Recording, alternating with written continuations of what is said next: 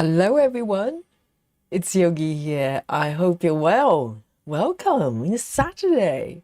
Our Aimee Stewart SAL together.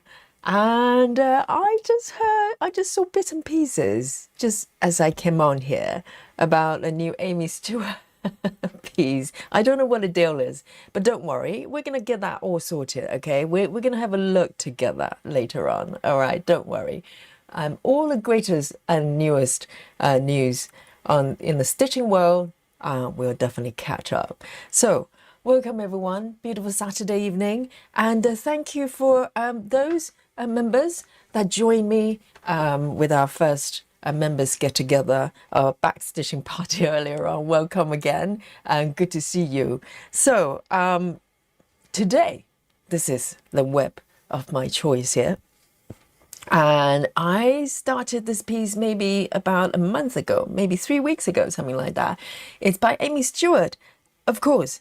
And this piece is called Vintage Toys 2. And I think there's another piece before that, maybe paired with this one. Similar kind of feel to it, but even more retro. So this one has kind of vintage feel to it. And that one maybe it's even more retro than this one. And so let me show you the markup here if you haven't seen it already. It's extremely fun pattern here. I love it. I adore it. So this is it. Come on, guys. This is, you can't say no to this, can you? When I saw this piece, I didn't know when I was going to work on this piece, but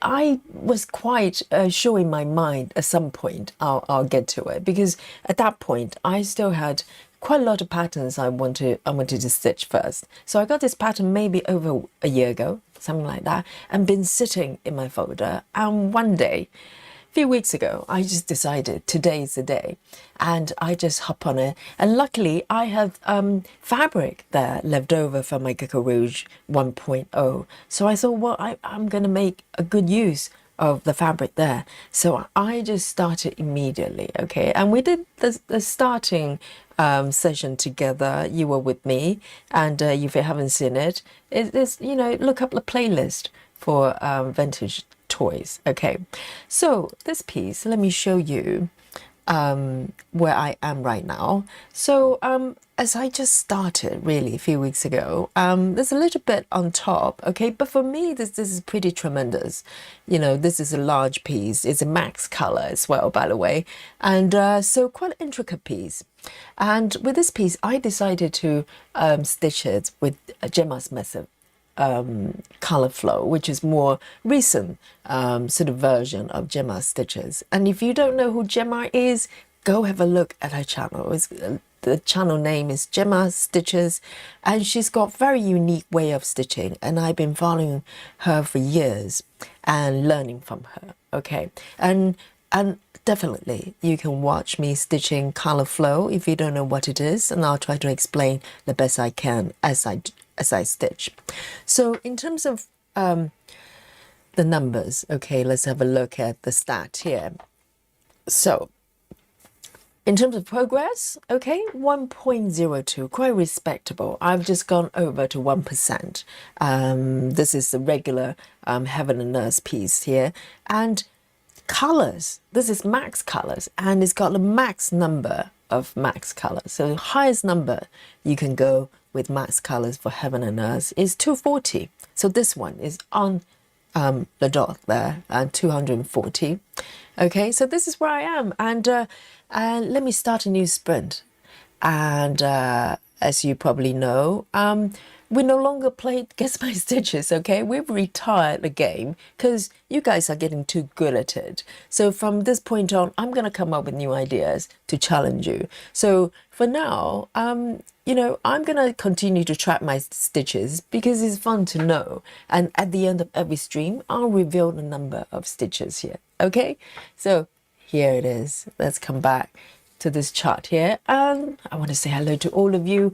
Welcome to join me here. And we have Maddie. Maddie says, excited to be here, and thank you, Maddie, for joining the membership as well. And really good to have you. And our Janine as well, yes, working on marvelous circus here. And we also have Rajal, beautiful Rajal is here. Hello to everyone, she says. And our busy mom as well, busy mom joined the member session at the last minute. But don't worry, if any of you, the members, didn't manage to join our session earlier on, it's archived. So, okay, so you can go back and watch it. And we had a good chat about backstitching. It's a topic that we don't touch upon too much about when we do our regular stitching. So it's a good fun. It's good fun. And you watch me stitching that piece as well. And we also have Marsha. Marsha is here. Welcome.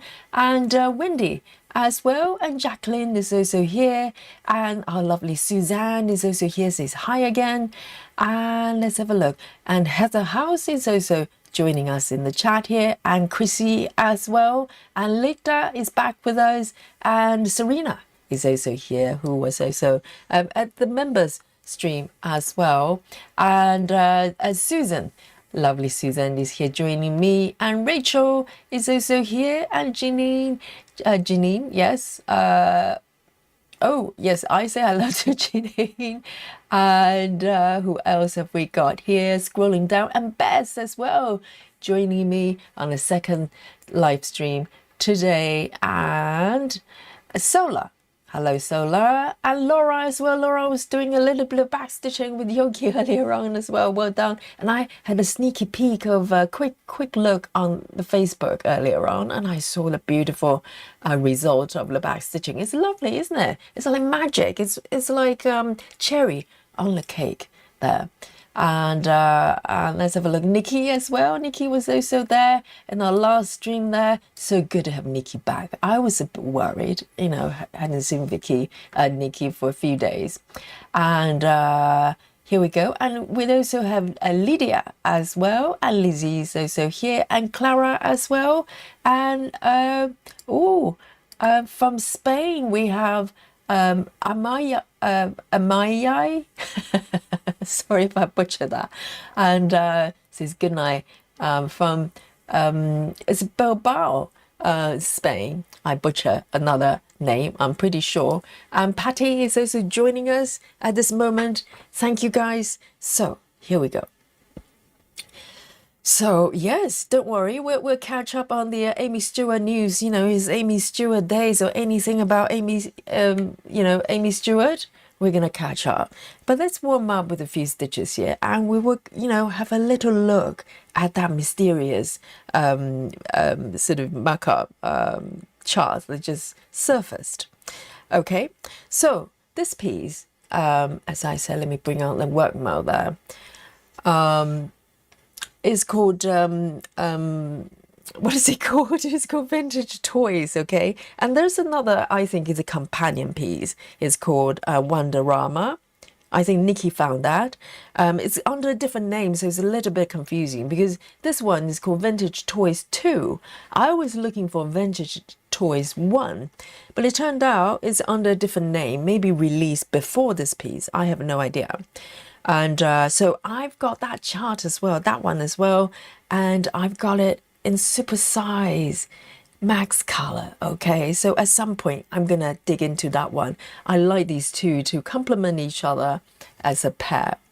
And so this piece, as I said, I'm working with color flow method here, and in terms of fabric, this is 25 count. So I'm using my sort of spare 25 count pre-gridded fabric. And you might go, well, the lines are a little bit faint. Yes, because the Gecko Rouge piece, I've been working on it for 3 years now, and the fabric was a little bit, not dirty as such, but a little bit grubby, and I just wanted to freshen it up a little bit before I start this new piece, so I gave it a quick wash. So for those of you who might be wondering, those pre-gridded fabric, whether the lines come off, I think they do come off quite easily, because this piece, I simply washed it, not for very long, few minutes, in warm water already. Probably about 50% of the lines have come off. And I quite like it this way because it's not too in your face, but I can still see the borders here. And occasionally I still go in and strengthen the lines a little bit with my regular pencils. And it's worked out quite well. So I think if you ever wash it for a little bit longer, maybe soak it for an hour in warm water, everything will come out. So don't worry. So color flow here. So I did a little bit more in my private time, sneakily, bits and pieces. So I've moved on a tiny bit since the last time you saw this piece. Last time I was working on maybe the head of this area. This is actually a little robot that's really, really fun. And a little bit, I don't know what it is. I haven't tried to reference to the macabre. And this mysterious purpley thingy, I think is the ball shape thingy appearing on the right there. So every bit is a surprise. I try not to refer to the markup too much. So, I get surprised. That's how I like it. All right. And let me know what you're working on today with me, and, Aimee Stewart Day. I know some of you, I know it's a shocker, still don't have Aimee Stewart piece. Okay. You're allowed in. You're allowed in. We do have side door, back door. I don't know what do you call this? Windows open from the roof. You can parachute in. Okay, you're allowed. But have a look. Just look at the Aimee Stewart patterns. Maybe at some point you'd like to pick up one for yourself and join us for real. Officially from the front door, through the front door, you can join Yogi and all the guys in the chat here and stitch a little bit of Aimee Stewart. Okay, so I am going to start off by picking an easier color to warm up my little hands here. I know I did a little bit of back stitching, but cross stitching today is the first. So let's have a look. I'm going to pick one that's kind of nice and easy to start with. And color flow, if you don't know what it is, it's in fact, I'm going to do it in order. I think that's better. So this one's only got 3 stitches, but it's perfectly fine. So color flow is basically a way of stitching that is 1, 2, 3. Oh, hang on a second. Why does it look like that? 1, 2, 3. 1, 2, 3. It's basically a stitching method that's evolved from who is that? Gemma Stitch's original method. It's basically ease away from the edges of your completed area. You probably noticed there isn't one single floating stitches, no stitches, loose stitches flowing out like you normally do with cross country, for instance. No floating stitches. So it keeps all the stitches very tidy, and also keep the bulk underneath very flat because you don't take your thread over the stitch areas. Almost never if you follow the method. So it does mean though you have to stitch and park frequently. It's part of the deal. As you can see, I make one stitch already. I've already parked the stitch underneath. Okay, so for a stitcher, for instance, if you do cross country, most of the time you don't need to get your head around it, but once you do, it makes a lot of sense, and it creates this. You complete all the stitches behind you as you move forward. In this case, roughly in the diagonal direction, everything behind is completed. I don't ever have to go back and try to find stitches like yesterday when I was stitching my bumblebee with traveling library, that kind of scenario. So let me just double check this one and make sure it's the right color there, because this bit I don't think I marked my chart correctly. Let me just have a look. I think it's this one. 2, 1. let me just check this color, okay? I think I part at the wrong spot, but it's the correct color. A14. A14. Let me just have a look here. So the color is correct. I just parked in the wrong spot. That's okay then.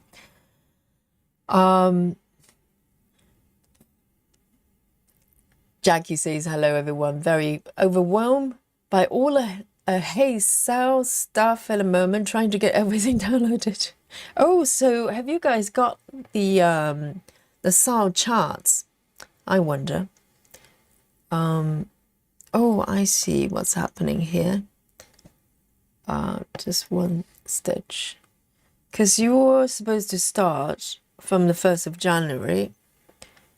And I hear that they actually give you the chart a little bit before. So hopefully to get you ready, right? So maybe some of you already received the chart. How exciting. Nikki says they gave us the 3rd milestone chart too. What is the 3rd milestone chart? Is that the completion? The complete completion, 100% completion. They have so many rules, I can't get my head around. I think you just need to take a course just to understand the rules. So with this one, so whatever stitches I make, it needs to attach at least one side to a completed stitch. That's kind of the main rule there. So you don't float stitches in any shape or form. But with color flow, it's a little bit more flexible in terms of where you can take your stitches to. And so there's a little bit more freedom, if you can call it that, with color flow. So let me warm up with a few stitches here, okay?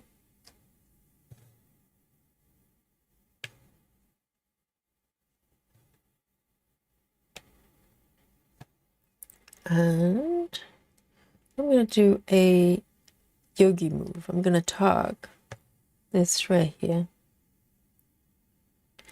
So in general, you take it towards diagonal direction, but as you can see, currently it's not really strictly diagonal. There are sharp corners here. So you're following the patterns, following the motifs and the colors. That's why it's called color flow, rather than making it go strictly a certain direction. We want to keep the sort of edges as open as you want. You don't want to create really narrow channels that you have to, it's kind of hard to stitch. So that's a general kind of principle of, oh, this is the last one of this color. So let me do an ending here.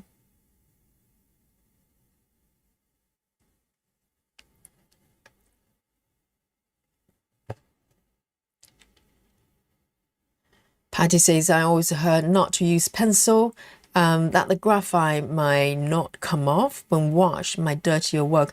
No, I don't expect the lines to come off. I use pencils a lot for my pieces, and it's not that pronounced, just enough for you for me to see. So the pencil I tend to use is this one. It's not overly soft, the tip. It's not, if it's too soft, too dark, yes, maybe it's gonna bleed, but this one is just firm enough that I can draw a line here, and it's not gonna run. It might fade a little bit, but it doesn't bleed much. So you need to choose a type of pencil, and so far I have no problem, because once I stitch over it, I can't see the line, so I don't mind whether if the lines come off. Because for higher count, from 25 count and above, it's harder to use my regular sort of fabric pen. I normally use this for 14, maybe up to 20 counts. But above this, you know, above maybe 20 counts, the lines start to get slightly too thick, even though it's very, very fine tip. The line starts to bleed. So I tend not to use the blue ones, the ink-based ones. All right, then 3371, 3371.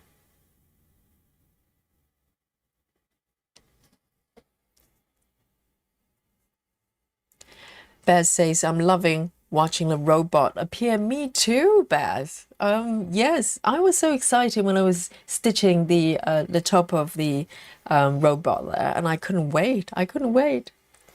Yes. Mandy says, I'm working on Nightmare Before Christmas, drinking coffee. Yes, that sounds like a Christmas theme project. Lovely. And I've got my cup of coffee here as well. And this pattern, you know, if you look at the markup, is like it's got so much going on. And I'm happy that, you know, each object is not too big, because some patterns, even though they have, you know, quite a lot going on in terms of objects, but some of them are so big. And for me, completing each object is a form of completion for me. So I really enjoy that. And I like a little bit more of that. So if one object is like a car or something, it's really huge, then it's going to take ages for me to finish. Whereas this, instantly from the book, I'm in a robot zone. So really, really fun.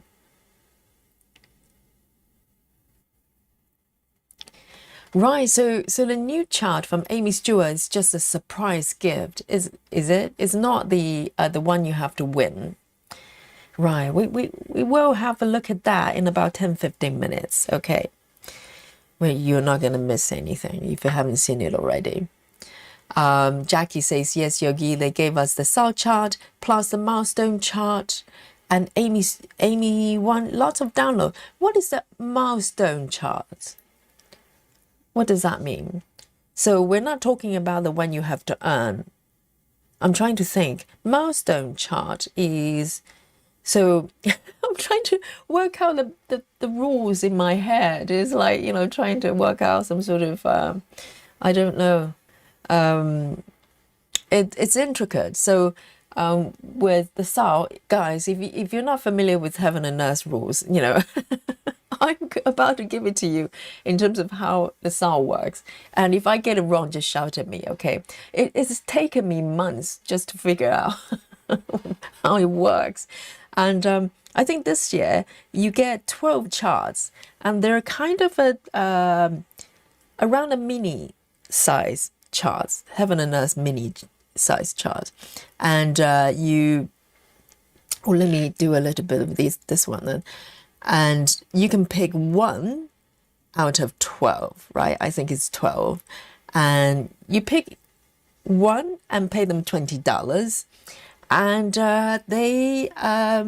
you can start stitching.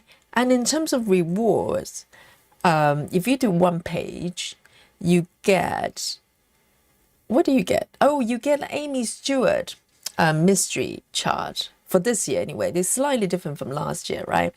So this year, if you stitch one page, and the page size, of course, is defined by the chart.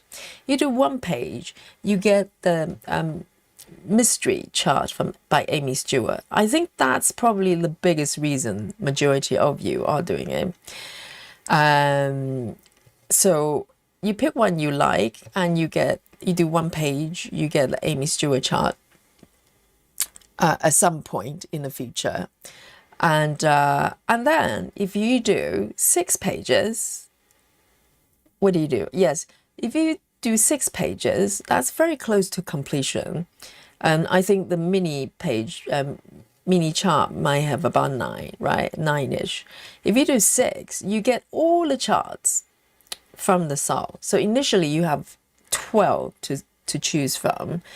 If you do 6 pages, you get all of them, right? You get all of them. And let me see if anybody's screaming at me yet. If I start to, you know, make it up as I go, then someone will shout at me. And then if you complete the entire piece, the entire piece, then at the end of the year, you were eligible to one of the 3 bonus charts. Not bonus, but the final boss charts. You can pick one of them. Whereas 2025, you can choose anyone, any chart you like from Heaven and Earth site. But this year, for the next year, you get to choose one out of the 3. And if you don't like any of the 3, then tough. That's the situation, you know. You pick one. And this one, so today's situation is a little bit of a surprise. So milestone. Okay, Rachel says milestone charts are for reaching 1,000 or 2,000 or 3,000 participants. Yes, there's an added element. If you think this is not complex enough, guys, there's more. So as you join the SAL, the number grows in terms of participants. They give out free charts each time. There's, when you reach 1,000 participants for the SAL for that particular year, they give you one chart, and then 2,000 another chart, and 3,000 another chart. So maybe they have hit, I don't know how many thousand. The last time I heard it was 2,000, but maybe there's more now. I don't know. But you probably get at least 2 bonus milestone charts, right? That's on top of that. And have I covered everything? Have I missed any hidden rules? And yes, I think that's what it is. But of course, so today the Aimee Stewart chart, I'm guessing, is probably like a surprise, or is it a bonus one? I don't know. Not bonus one, milestone. Is it one of the milestone ones, or is it just something they throw in to make you happy? But we'll find out. We'll have more discussions. Let Yogi just warm up, and we'll look through. We'll go to our Facebook group. I think someone has posted it. We'll have a look. Or we can go to, I don't know, Heaven and Earth site. I don't know whether it's there. We will have a look together, okay? Do not worry. I've got it. I've got it. All right. So, as some warming up.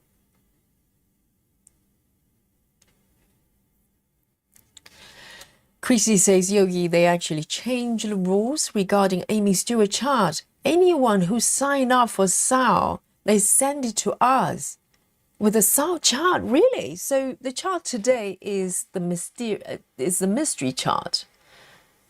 Is that the case? Because originally we talked about when you're going to get a mystery chart, and there are different sort of, opinions. Some say that if you finish the page, you can trade it for it. Or, and some people say, no, you have to wait till next year, maybe even February, to get the chart. I hope it's a former. So from the sound of it from Chrissy, they decided to just give you the chart if you signed up for it, rather than having to earn it with a single page. Is that correct?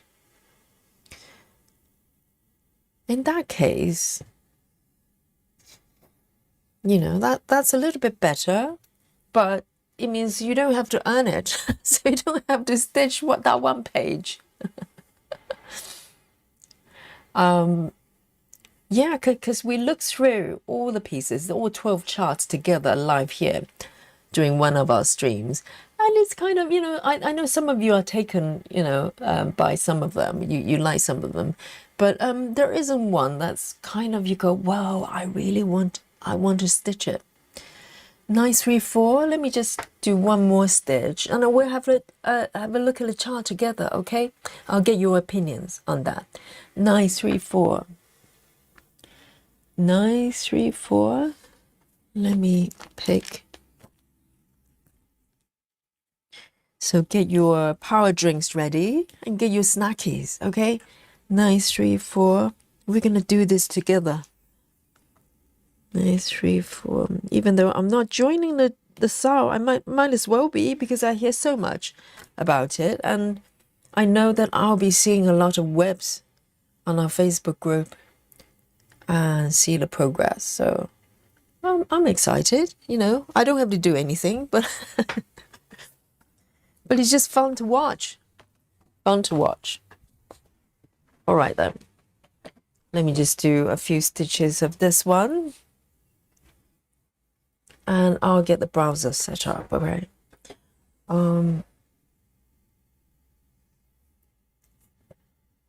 Hey Ring, thank you for joining us.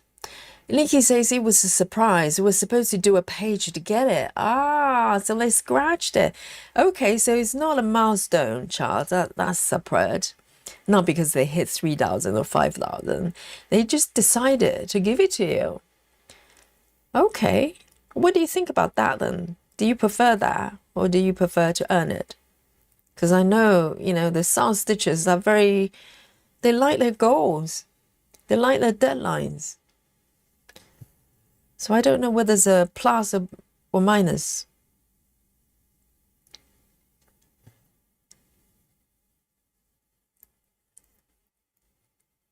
So that's the mystery chart. I see. Yes. I think someone posted it on our Facebook group as well. I had a sneaky peek. Ryan, Nikki says, and gave it to us without the one-page completion requirements. Jackie says, honestly, you don't have to stitch the SAL piece at all if you just wanted like Aimee Stewart chart. Exactly. Because originally, Rachel Morton's got Spooky Bingo 934. Yes. Round of applause for Rachel. Please flash the Spooky Bingo card for Rachel. Support Spooky Bingo card. Our first today. Yes, we like our Spooky Bingos. It's a bonding experience, isn't it? It's you and me, Rachel. You know, we're stitching the same color at the same time. How wonderful.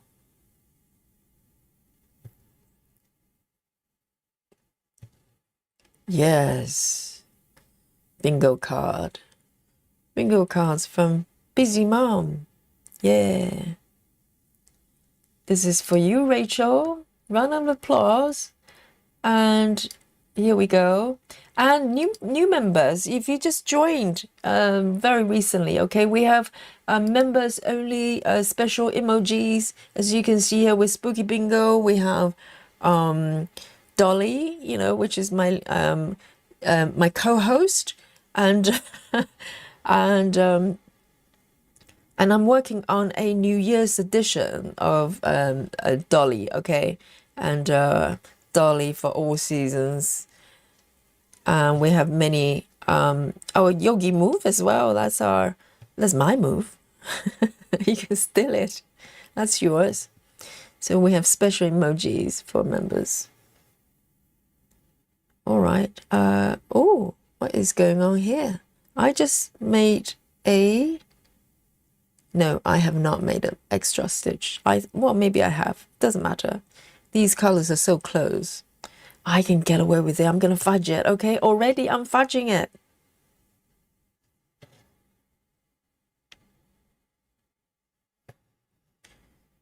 Yes, Spooky Bingo for Rachel.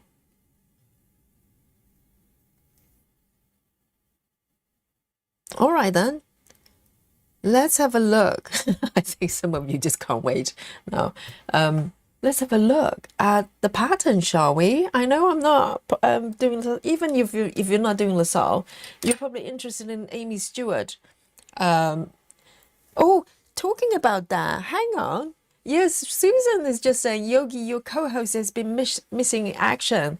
Lo and behold, Dolly is here, finally. Dolly, you've been neglecting your responsibility as my co-host. Hey, Dolly, come. Honey, where are you going? Honey, come on. Purr for everyone. Come on, lie purr. Oh, my babe, what's going on there? Honey, come over here.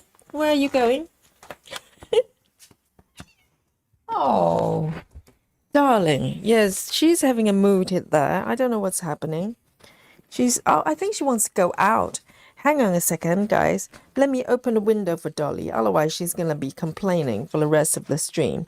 We don't want that.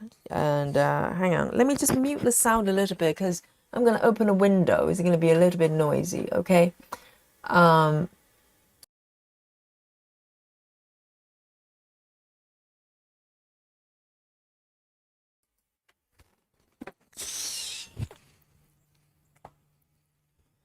just meow for everyone? Okay, hang on.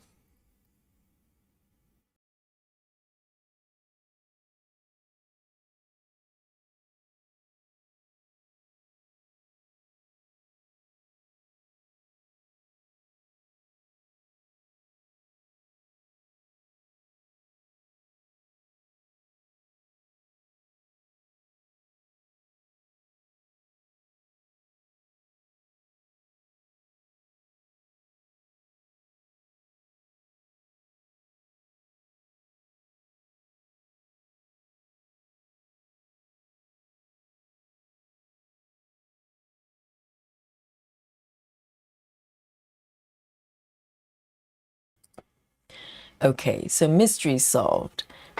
Dolly was after food. So she had lunch, and I realized that the food was all gone. So she was peckish. Oh, that's why she's moody. There you go. I just gave her some food quickly. Okay. So now I'm going to set up our browser here. All right, let's have a look. Let's have the chart. I think someone posted the chart on our group there. So let me just have a quick. Oh, I think we're looking at it. No? Let me just refresh, okay? I think this is the one, isn't it? Let me zoom in, okay? So let me scroll down here. This is the one, isn't it, guys? Janelle, your star, posted it. Here we go. I think this is a chart. I think that's, can I zoom in a little bit more, I wonder?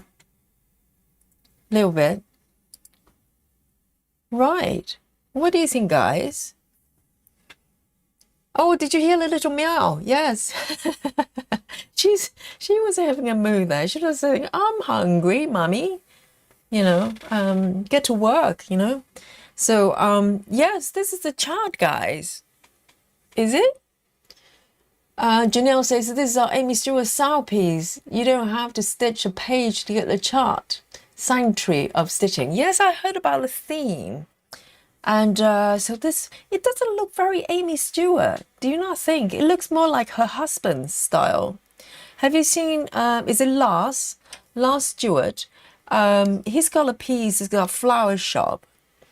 And the style, I think it's a little bit more like husband's style.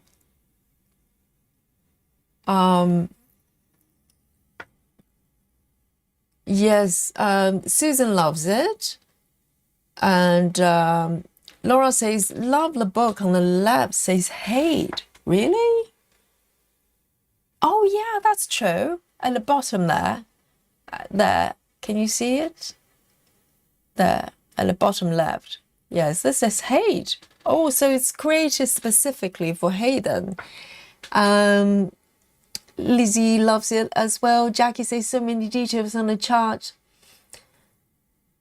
And Serena says, I downloaded a super size max color. Do they come in different sizes as well and different color versions?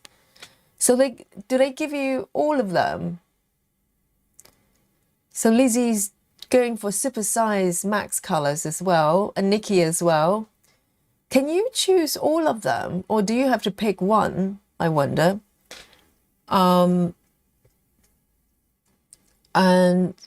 Jackie says it has a lot of Aimee Stewart references to past charts. Interesting. I can see a fox up there. Can you guys see it? There's a fox.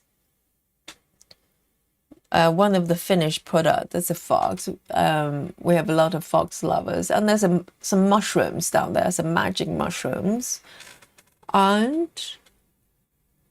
okay, that piece on the upper right there looks very familiar. Is that one of those book ones? Those book charts? And this piece, the sewing machine, I definitely recognize. There's one piece from Aimee Stewart that's it's got this kind of plasticky sewing machine, but from different angle. That's true. There's that reference points everywhere, isn't it? You can kind of search for clues there. If you're Aimee Stewart fan, you can probably find a lot of different bits and pieces. And there's a full set of DMC on the wall there, I think. Or could it be CXC? Huh, who knows? And yes, that's kind of cute. Yes. Oh, so Bez, you can download everything, can you? Right, that's nice. So you don't have to pick one. And Bez says, Yogi, they give us 4 versions, regular max colors, supersize regular colors, and supersize max colors. That's nice. That's nice because so there's no mini. There's no mini. But it's nice they give you everything. That's very generous of them. And Kelly has joined us as well. Welcome. Wow. So it's like a, post-Christmas surprise gift there. I wonder why they changed their mind. Well, to be honest, 1 page is probably not a huge milestone to get to, but I think a lot of people probably went for SAL for this chart. And, we're wondering at what point we're going to find out what the chart looks like. So, it's kind of nice to know beforehand. I wish they could have released this one before they asked people to sign up rather than the mystery chart. Because if people love it, probably more people would join the SAL. Do you not think? So... And Catherine hasn't got email. I'm sure you will. You will. Do not panic. Do not panic. And Jackie says the chart on the right, one of her stitching shelves. Yes, I could. I recognize that with the unicorn. Is that unicorn? Some sort of thingy upper right there. There. Yes, it would be interesting to kind of find bits and pieces of kind of Easter eggs. And Jackie says the mushroom on the stand violet recliner is from the SAL 2 years ago. Wow. The mushroom above the recliner, like there's mushrooms, one mushroom here on the stand. Okay. Oh, this one. Okay. On the easel or embroidery stand there. Okay, I missed that one. Yes. Well, there's a lot going on then. But it looks more modern, doesn't it? It looks like some sort of wooden cabin in a mountain or something.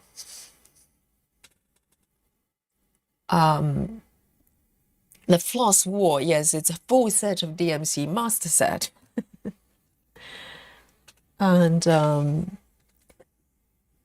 Busy Mom says, I didn't join because of the 1 page. I would have joined. I saw this. Exactly, Busy Mom, that's what I was just saying. If they have shown this piece and go, well, if you join, you get this chart, I think a lot more people will join.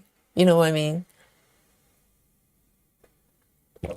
I think even if they don't do the SAL chart, they would be very happy to spend $20 for Aimee Stewart chart. It's full size as well, which is quite nice. I was thinking maybe it's a crop of a larger piece or something like that, but it's nice. It's a full size.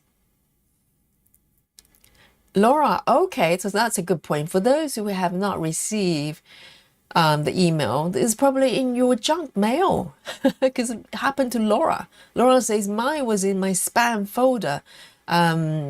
Maybe search, yes, hey, SAL 26. Yeah, just look for anything that comes in today in the junk mail folder. And Ebony says, I'm so glad I joined the SAL. It was well worth it. The chart is stunning.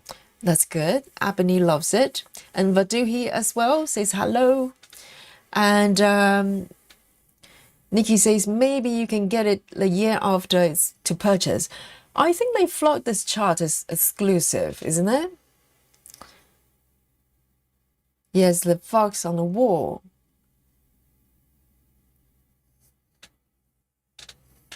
Well, and Catherine says you've checked. Yeah, it's just happened today. Maybe just give it a few hours or tomorrow. I'm sure it will arrive because I think heaven and earth, they're still quite manual with their processes. So maybe, they have different mailing lists to go out. So I'm sure it will get to you. Will get to you. Yes. So guys, that's nice. Do I love it? I would say I think it's really interesting. Well, how about we do a poll? How about we do a poll? Yeah, shall we? So let me see. Just based on this chart, if they have shown you before, okay.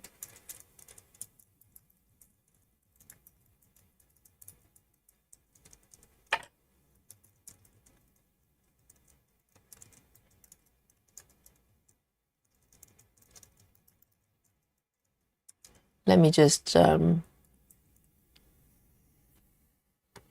this is I'm asking if you knew this is the chart you were getting, would you join?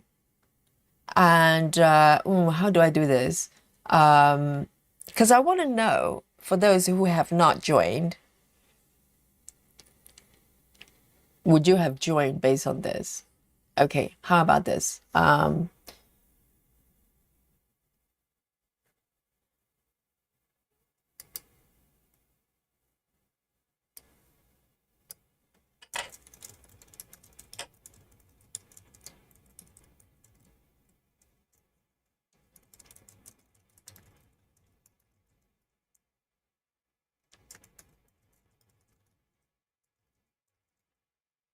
Okay, so I'm going to ask you. So this is mostly for people who have not joined for whatever reason, maybe not liking the chart.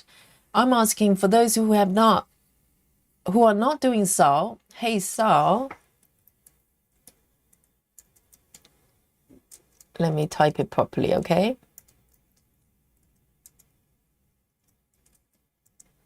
Okay, would you have joined based on this chart? Okay, I'm going to release the poll. Let me know. So basically, I'm asking if you have not joined. If you have joined, you probably joined. You're probably happy to get anything from Aimee Stewart, right? But if you have not joined because you didn't not that keen on whatever reason you have not joined, looking at this chart, would you have joined if they have shown this to you before?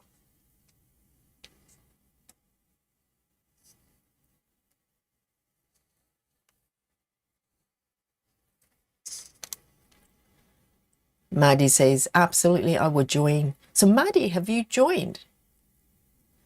Ah, Maddie says, I didn't know there was a SAL, otherwise I would have signed up. Maddie, that's why you have to, join this group. You have to come to the streams because we've been talking about it for quite a while. And Barlow Bunny says, I'm so happy to have joined the SAL. That's good. So far, it's positive. No one is disappointed so far. But for those who have not joined for whatever reason, would you have joined now looking at this? Okay, there's a poll there, okay?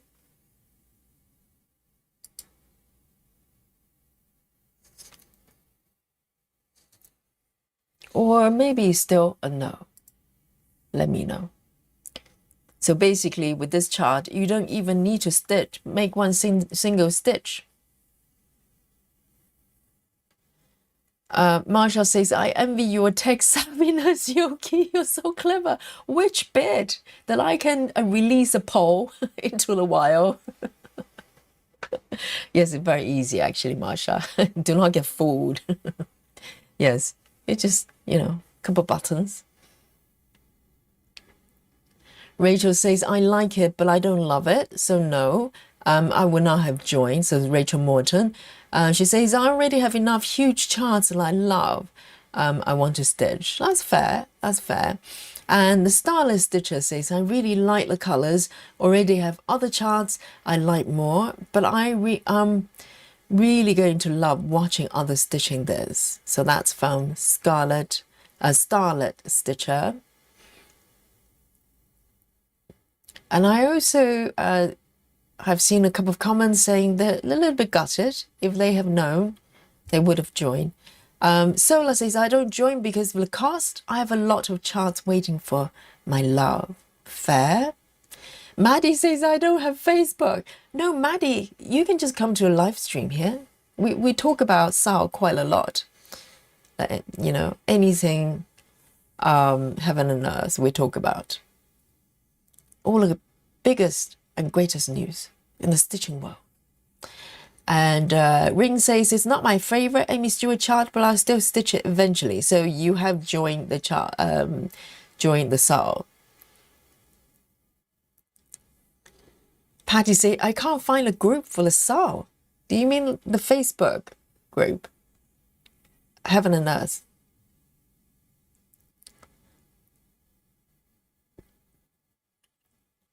Janine says, it's a nice chart, but I never stitch it. The background on the back is not for me. I like her charts. They are busy, busy, busy. I'm kind of with you, Janine. I'm kind of with you. That's kind of where I am as well. I think it's quite sweet. I'll give you my verdict in a bit, but I'm you know, leaning towards what Janine is saying.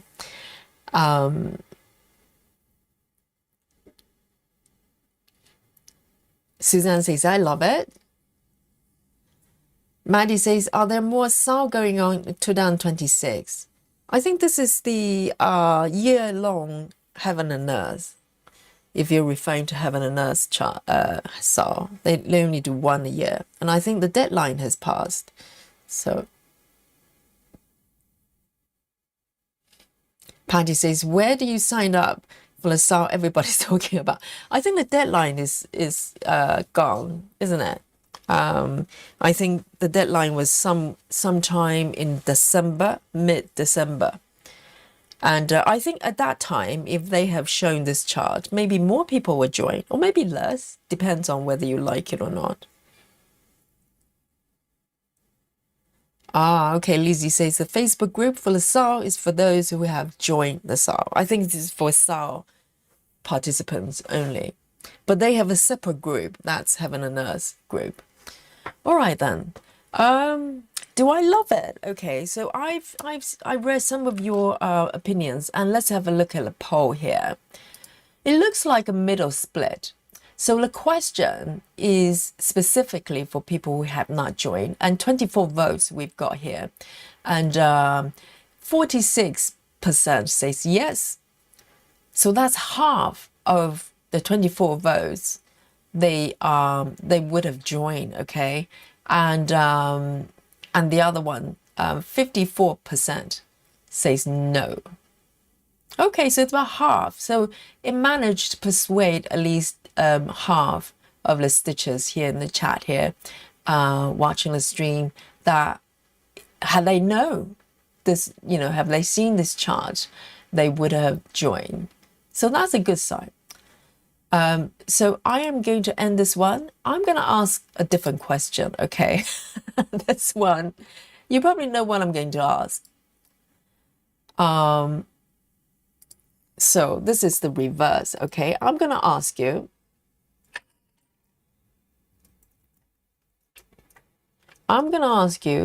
if you have joined, if you're doing the SAL, would you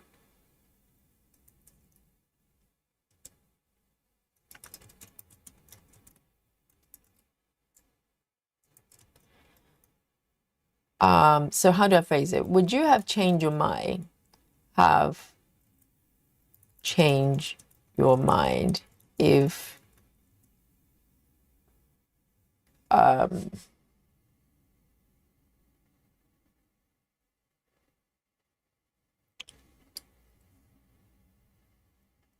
trying to find a way to phrase it so it's clear, but you know what I'm talking about. I'm asking this time for those of you who have joined, okay? Would you have changed your mind if you knew this was a mystery chart? So it's not a beautifully phrased question, but you know what I mean. So I want to ask all of you who are in the SAL, you know, who have joined, looking at this chart, would you have gone, if you knew this was what you were getting, would you have not joined? Okay, go.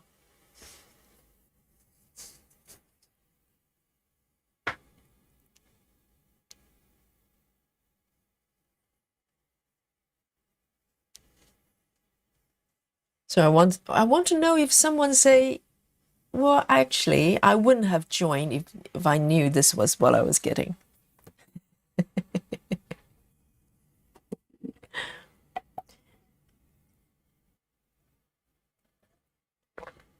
So half of you who have not joined, kind of go, well, I would have liked to join if I knew this was the chart I was getting.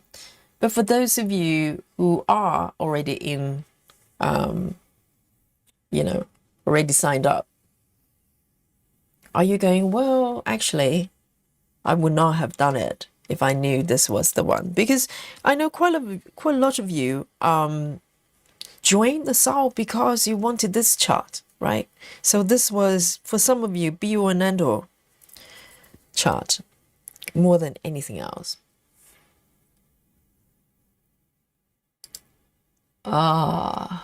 Okay, so currently it's only been like a minute.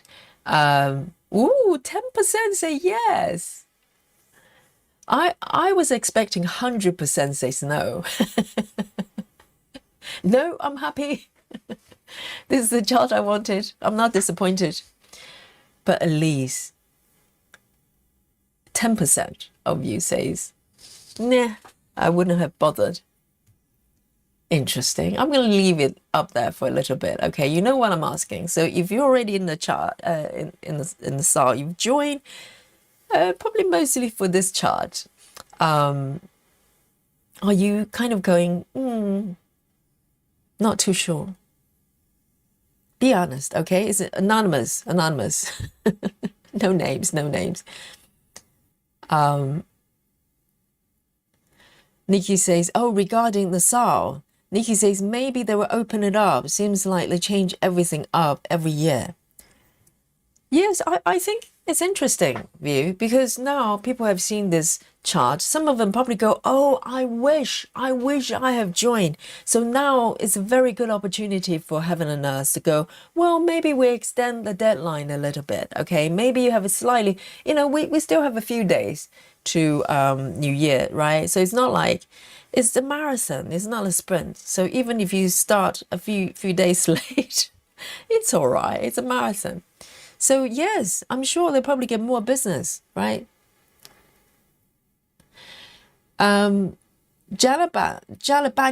says, I don't like it. It's missing charm and whimsy. Interesting. That's totally valid because, when you stitch a piece this size, doesn't matter which version you choose, you're going to spend years with it. It's going to be part of your life. You have to absolutely love it. Not because it's Aimee Stewart. You just have to absolutely love it.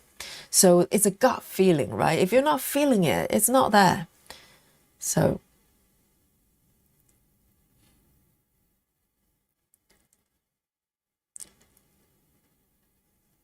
Catherine says maybe they're batch sending based on charts. Yes, I'm sure it's a batch operation.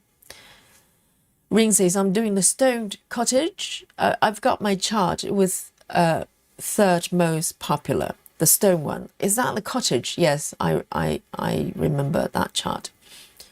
Marsha says, I'm doing Venus, Catherine, and received mine was in my spam. So yes, look into the junk mail folder. Lynn says, Rose says, I think it's nice, but overly bright colors. I kind of got the impression, if you showed this to me, I wouldn't say that's Aimee Stewart. But then again, Aimee Stewart's got many different styles. And also, it feels more of her husband's style. Because her husband is there's a certain art style, the husband's charts kind of, I would say, do you think the husband is doing a little bit of, kind of helped out a little bit? Beth says, this is one of my favorite Aimee Stewart chart. I like her art. That is less intense rainbow tastic, has some elements of nature. Indeed, there's some plants, and there's an outdoor view as well. Is it snowy? No, it's kind of. Is it snow outside? Yes, it's a snow landscape outside. All right, we can have a look at the chart here. So this is kind of a gut feeling for you guys, okay? And you might change your mind a little bit later if you look into the chart a little bit more. So when I ask the second question specifically for the guys who have joined, okay, the SAL, maybe based on the strength of the mystery chart, not knowing what it is, you joined, and now having, you know, now you have seen the actual mystery chart. Have you changed your mind in terms of, you still love it, no regret, or maybe, little bit disappointed? So the split here, it's a lot greater, but I'm surprised I'm even getting yes, right? Because, I'm just thinking, if a die-hard Aimee Stewart devotee, you probably say, no.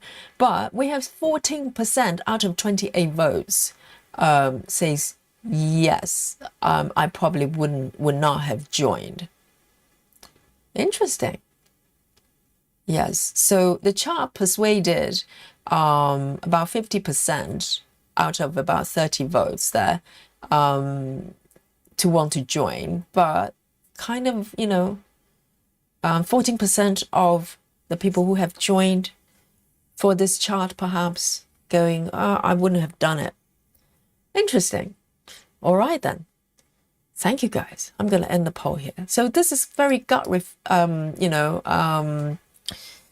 sort of reaction, because when you see the chart for the first time, you go, oh, I love it. Or maybe you go, not so much. And I'll give you my honest opinion. If I have known this was the chart beforehand, I still would not join. So, because if you look at the sewing machine on the right there, there's one piece from Aimee Stewart, and very similar from different angle. There's sort of sewing machine there. To be honest, that piece was probably one of my least favorite Aimee Stewart chart that I've seen, because it looks very computer graphic generated feel to it, and so I cannot explain what it is that I'm drawn to her style, and sometimes I'm not. Sometimes it's the art style. If you look at Traveling Library, or even the piece I'm stitching here, the Toys Max, it feels a little bit more kind of organic. There's a more sort of, I don't know what it is. This one feels a lot more sort of computer involved, if you know what I mean. So that's very instant when I saw it. So I don't know. I don't know how this was created. And I like the fact that it's got so many Easter eggs. So if you like Aimee Stewart charts, you see a lot of, hints of the charts you already love. But overall, I think the space is a little bit too realistic for me, if you know what I mean. It's a very kind of, it's too real. I like a little bit more, not fantasy, but more stylistic, if you know what I mean. So that's my genuine opinion. So if to answer the first poll, if you didn't join, now looking at the chart, I still would not join. I cannot imagine, spending years stitching this piece, unfortunately. But, I love Aimee Stewart. So, I'm stitching one right now. So there you go. Thank you, guys. So that's our honest review of this chart here. And I'm really, really happy that some of you are overjoyed. And I think, Serena says it's one of her favorites. So it probably just says we're different. A lot of pieces I'm stitching, maybe you go, not sure, but I love it, and vice versa. So that's the the fun of it. And Suzanne says, I think it's my dream studio. Wonderful. And Nikki wants a studio like this as well. Yes, it's more like stitching space rather than a studio, isn't it? It's just having all your work. Let me just show you one more time. Having the work kind of displayed everywhere, and but it's still a living space. You know, it's got sofa. You can lounge around. So yes.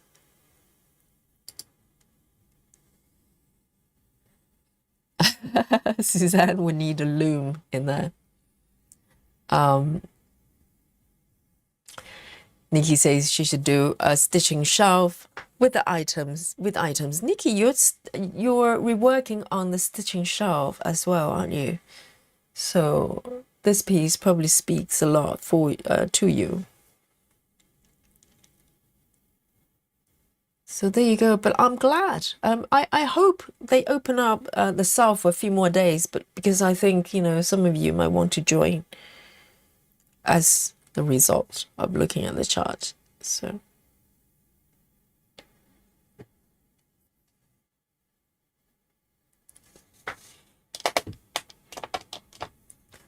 Nikki says Aimee charts are computer drawn. Yes, I understand that artists nowadays, illustrators, they probably use computer. I have no issues with that, but it's more of the output, the kind of general style. It feels a lot more computer than, you know, traveling library, for instance. The Floss Wanderer says, I agree, looks like an AI version of her work. Yes, I probably wouldn't go as far as AI, but it feels a lot more involved with, you know. Yes, I know what you mean by that. Yes. Susan says, there's no kitty. Aimee going to love it. Yes, thank God. Aimee, if there was, you know, a sleeping kitty there, would you just throw this chart away? Or just cut it really small, a stamp size? What if this chart is like, you know, stitching space with, you know, 12 kitties lying everywhere on the chart? That'd be a nightmare for Aimee. And if you don't know, our Aimee is a kitty, I don't know. She's not a great fan of kitties. But teddy bears are okay. Teddy bears are safe. 1, 2, 3.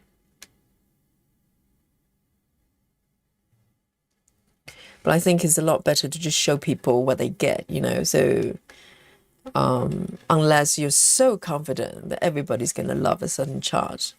Mystery chart is a little bit of, you know, a little bit risky.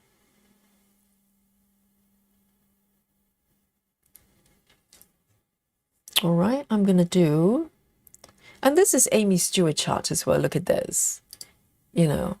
It just has a lot more sort of human intervention. You know, this is not generated by anything, even though I'm sure computer was involved. So that's a kind of really sort of slightly more organic feel that I'm looking for. And it's a very sort of instinctive. It's not one thing or the other. You look at an image, you go, yeah, I love it, or it's all right, right? So it's very, you don't necessarily need a reason. 3031, 3031.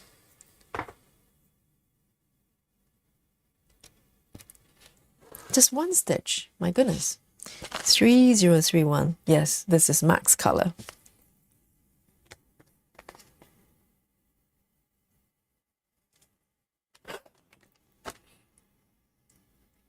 Beth says, you're right, Yogi, this is definitely leaning more into the digital layering side of Aimee's work. It reminds me of a lot of Tira Marchetti's pieces in that way.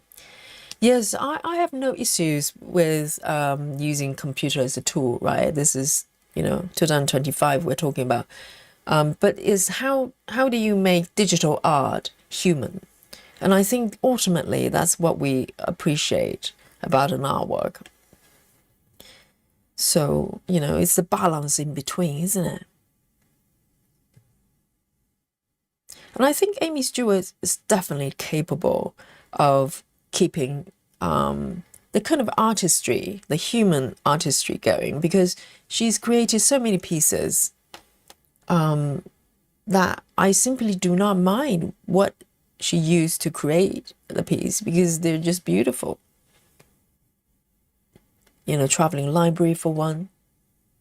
It might as well be in a painting, really. 3031.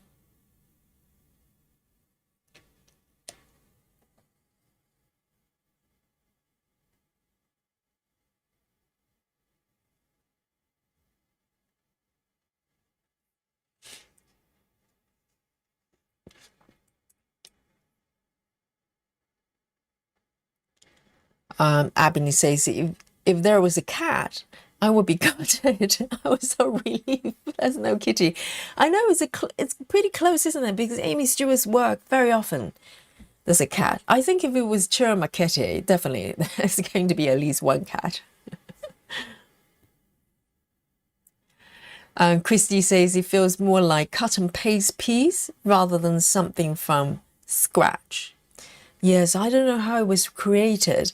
I don't know. And also, even when you use a software, whether she created 2D pieces or maybe 3D, where you can turn things in an angle and then turn it into a different piece. I don't know. But 3799.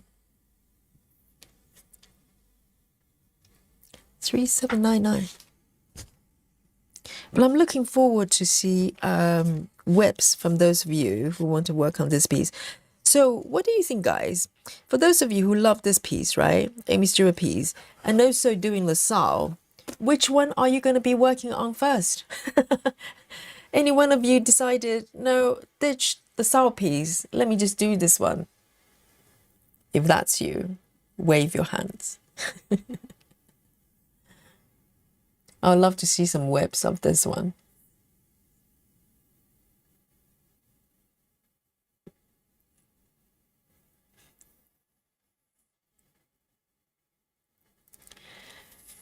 Lynn says everyone has different likes and dislikes. We're different. Yes, absolutely. And we see that every day with the pieces of our choice, right?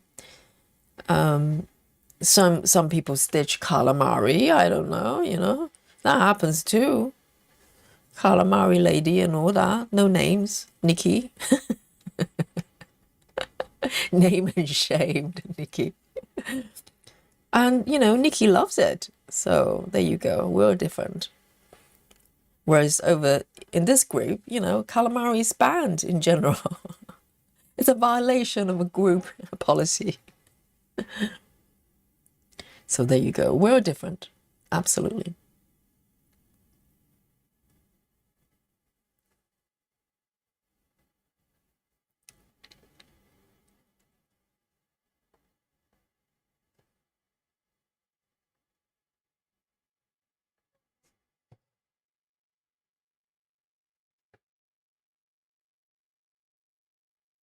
I'm going to do a few more stitches over here, and I'm moving over to the robots because the robot area is a little bit more confetti. So I like to be able to dip it in and out of that area so I can escape a little bit if there's too much confetti.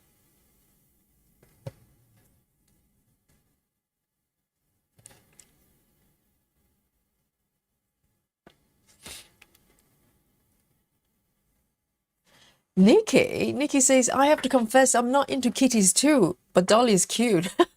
So Dolly's an exception. So if Dolly was on your chart, would you crop it?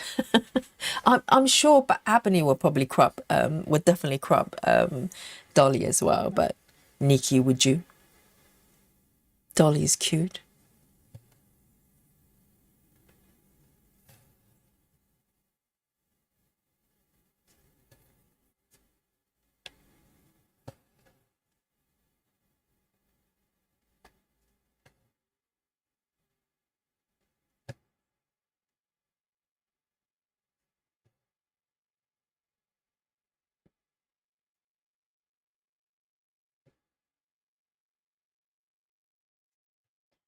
Lovely. I'm going to move over to the robots. Do a little bit here.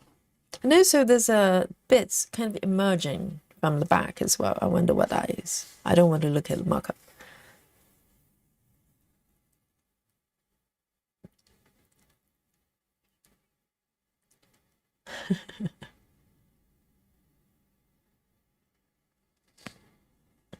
Lizzie says, having cats and dogs in my life helps me to cope with the fact I'll never have children. I want children. Oh, Lizzie. Yes, but, you know, companionship from animals is unconditional. It's lovely. Whereas children, they become unruly, don't they?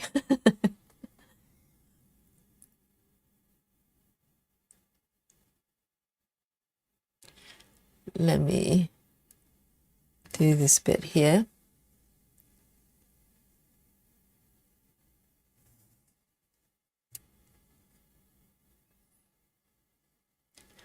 Janine says, no library of cats for Ebony or Nikki. I think Nikki might want to do library of cats, would you not, Nikki? Or is that a no? Yes.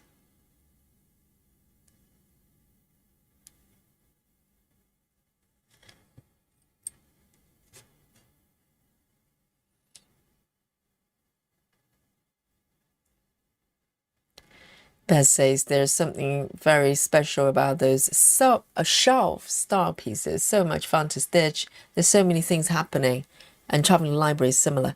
Yes, I know. There are a lot of shelf-based patterns, like Colin Thompson as well. You know, it's not Aimee Stewart, but I think shelf is a very kind of, you know, popular kind of format to incorporate a lot of things on the image. So Colin Thompson's got bookshelves and craft shelves. It's a popular theme.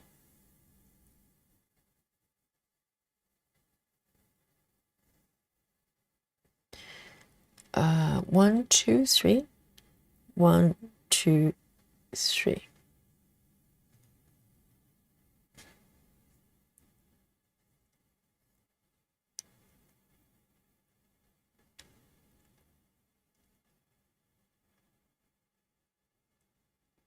Right, so this area is a little bit more confetti.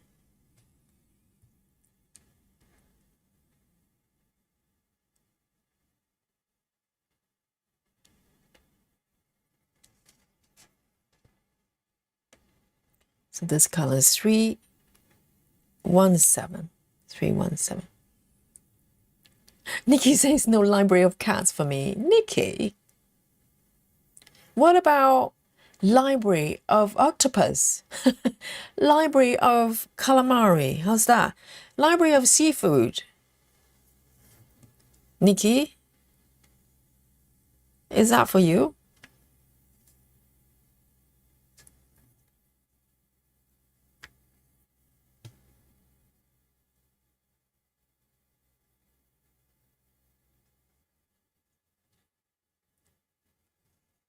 Ring says, I'm working on my SAL piece right now. Is that the SAL piece of your choice or the Aimee Stewart chart? Can you imagine someone just go, I have to start it right away now.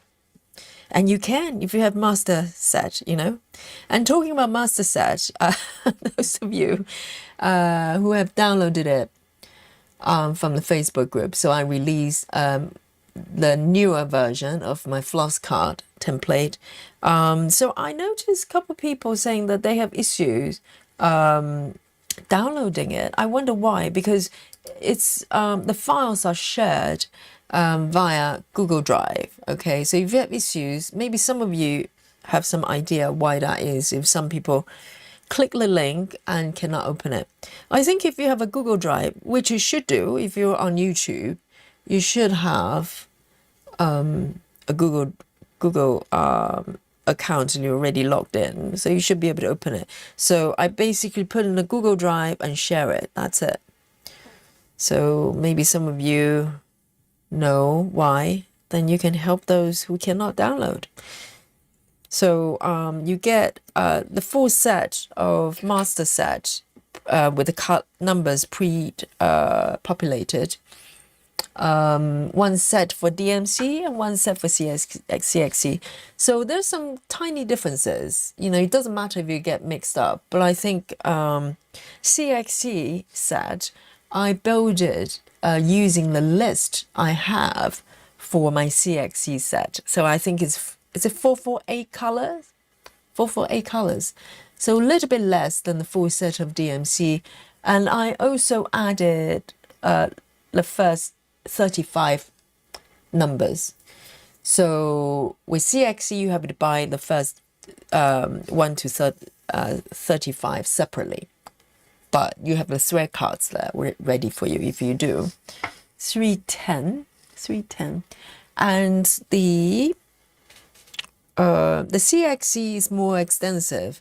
I think there are a couple of colors on CXC, on DMC that do not exist on CXC. So CXC has less colors. The DMC, I also included the discontinued colors at the back, so you don't have to print that one out if you don't want it, but it's there for you if you need it. And also replacement colors, I mark them out as well. Very often, you know, you kind of look for a number, but it's no longer there or very hard to find. You can replace with another color. So those are marked out for you as well. So I built this for myself. That's how I would want my floss card to be. So hopefully they work for you as well. So you can download them via our Facebook group. 368, that's a pretty color. 368.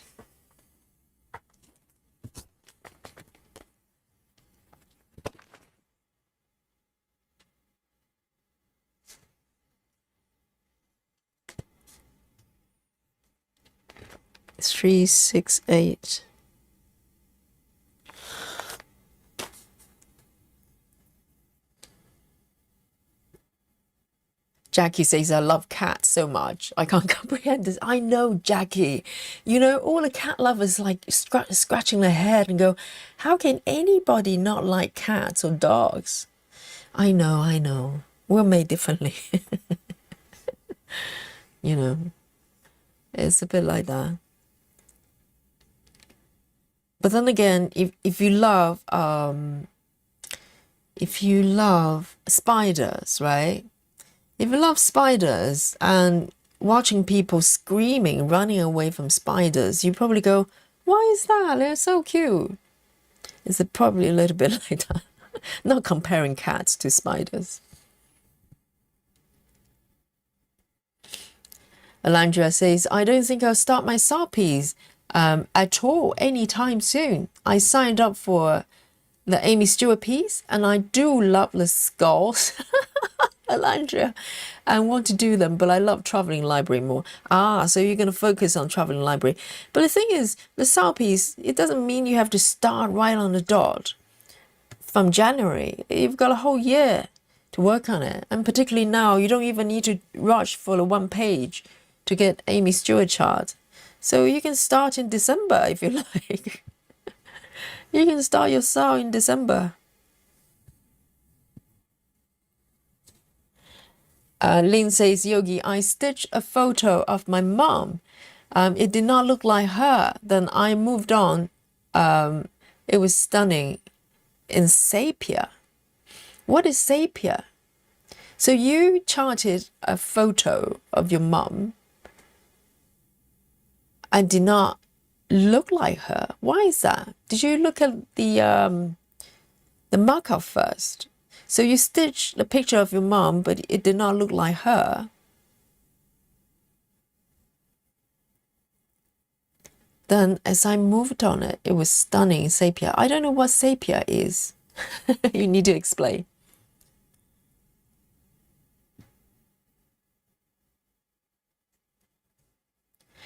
Busy Mom says, I'm working on the library of dogs. There you go. Do not show it to, Ebony.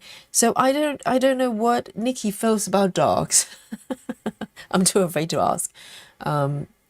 But you know, they might get rashes just looking at pictures of dogs and cats.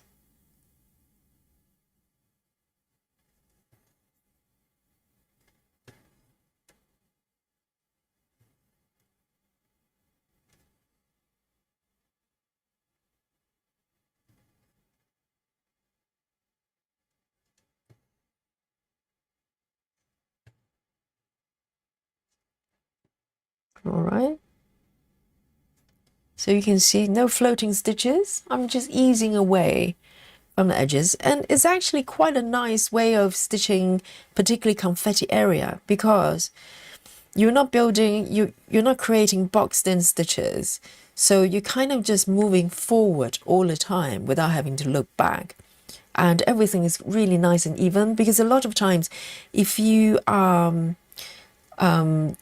do color completion or mini cross country or something like that, within the confetti area, you get a lot of build up the back, and the stitches sometimes get uneven because you have to kind of put your needles through, boxed in stitches, that kind of stuff, and it gets very intense.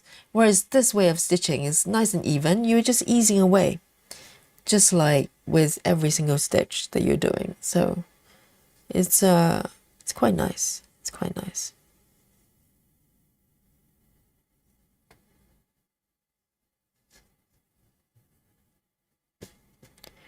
Let me have a look.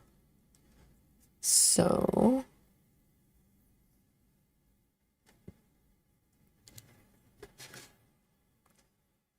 1, 2, there.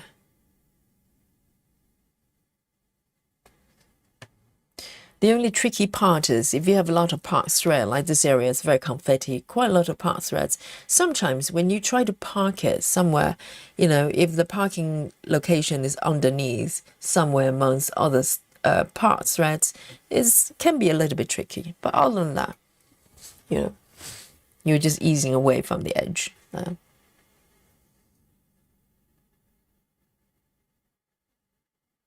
Nikki says, yes, Library of Sea Creatures. Can we make requests of Aimee? Yes, Aimee, shelf of seafood, okay?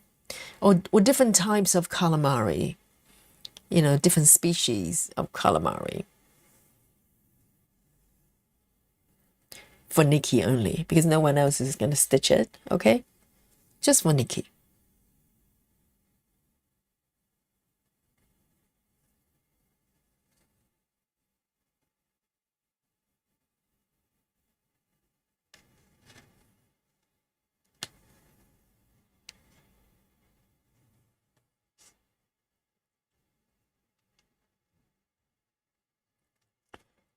Ring is into Library of Sea Life.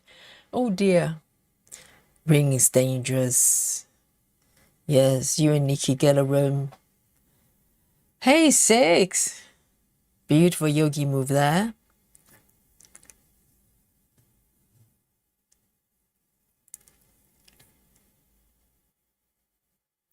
Six. I'm starting with Hey Sal, the sun.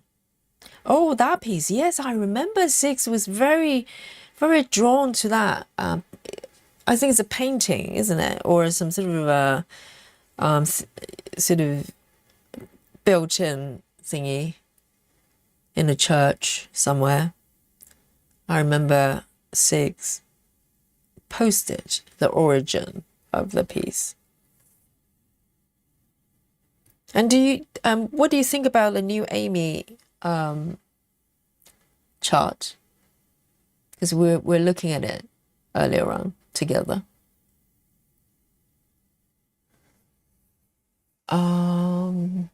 Let me have a look. It's a bit too fadey.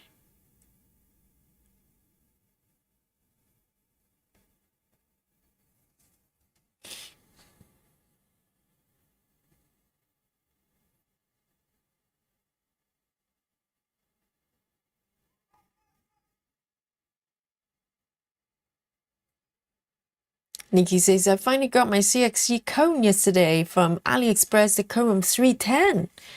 Are they big? Are they large cones? We care about sizes, you know, Nikki, in this group. Is it big 310 cone or is it mini ones? We want the big ones. Beg says, good morning, Yogi. Thank you so much for the floss cards. You're welcome.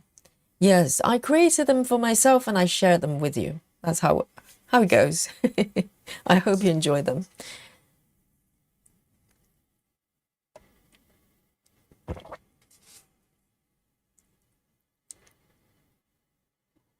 Ah, okay, we're talking about color mode there. So Beck says sepia is brown and white instead of black and white. I see. So the photo that was referred to earlier on, I can't remember who mentioned that.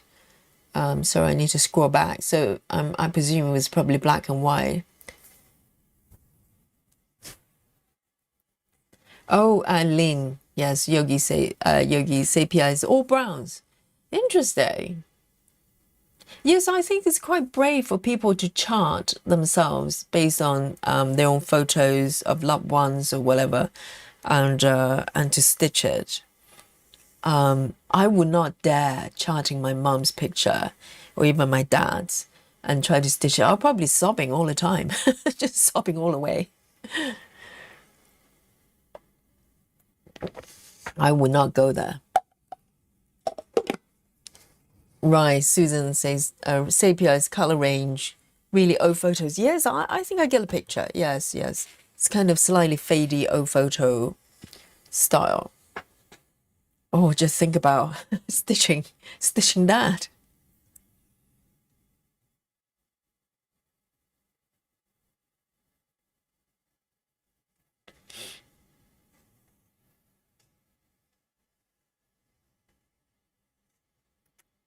Oh, Suzanne says, my grandpa had these books. There were different shells or trees. We had a whole series from them. And when we were little, I think it was something different. Shells on the shelf. It sounds like a tongue twister. Shells on the shelf of what? It'd be so neat. Right. I'm sure pieces like that probably already existed. If you look around. Shelf of shells. I bet you can find something.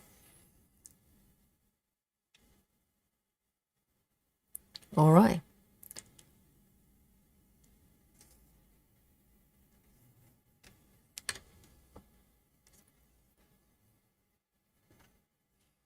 Bez says, well, my God, we have a lot of seafood stitchers here.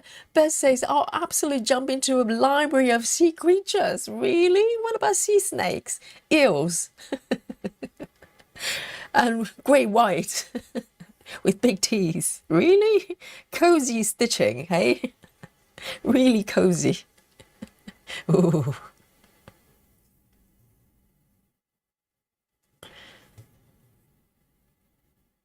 And there's some really weird sea creatures when it goes really, really deep, right? Have you seen those pictures? They send cameras because humans cannot go there. The pressures are too high or something. And there's some weird looking creatures. Everything look weird.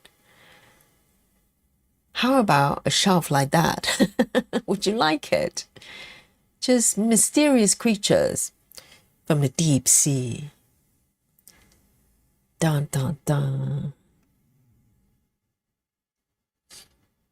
Alandria says, I'm allergic to most animals. Cats, dogs, rabbits, rats, birds. You mean all the cute ones.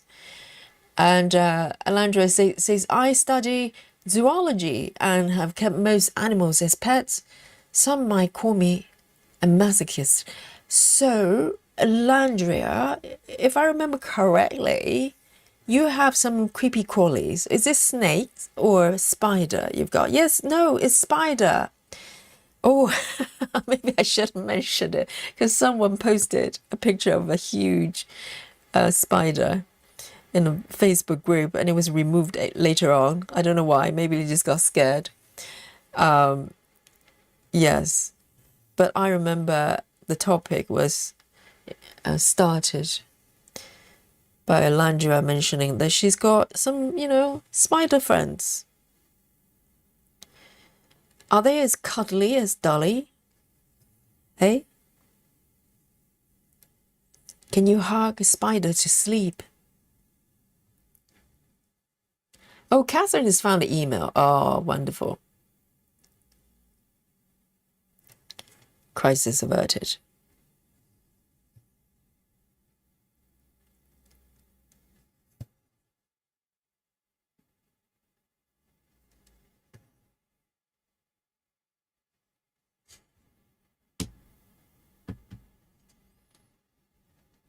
Nikki says it's slightly bigger than the DMC cup. It's bigger. Right, 250 grams instead of 100. That's not a little bit bigger. That's like twice and more. So instead of 100 grams, it's 250 grams. And just order for 20 counts for the new Aimee Stewart chart. That needs a lot of 310. Right, that's a lot more. That's 2.5 cones of DMC in comparison. Wow. Now, Nikki's unstoppable. She's gonna eat and sleep 310 from this point on. This is Nikki 2026 edition.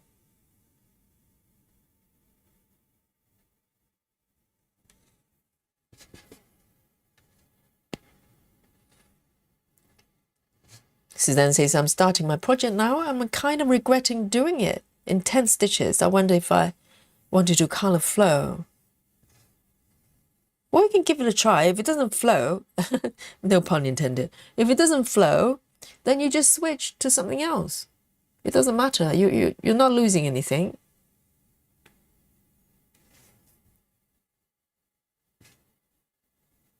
So this one, let me have a look. Just 2 more here.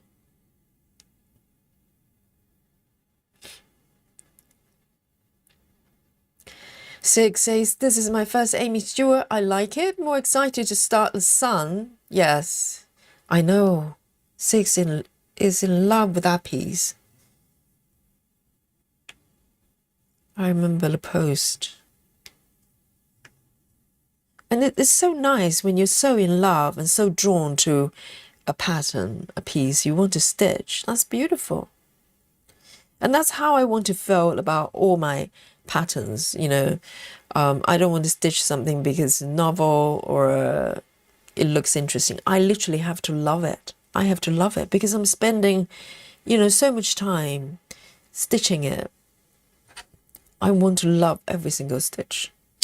So that's why I'm a little bit picky with while I'm stitching. I just have to feel it, you know, not intellectually thinking, oh, it's nice, but from the bottom of my heart, you know, from within, I love it and I have to stitch it.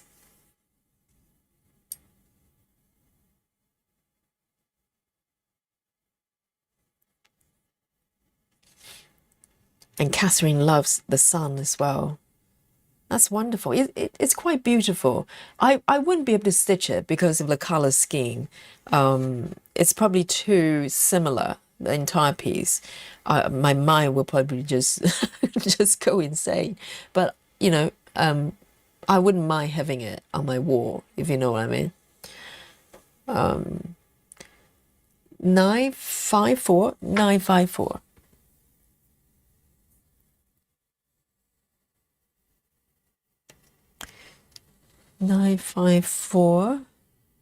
Oh, that's the wrong number. That can't be the correct number. 954. Sometimes I dock the wrong thread on the number. 954. So there's a big difference between the images you love and images you want to stitch. It's very different for me.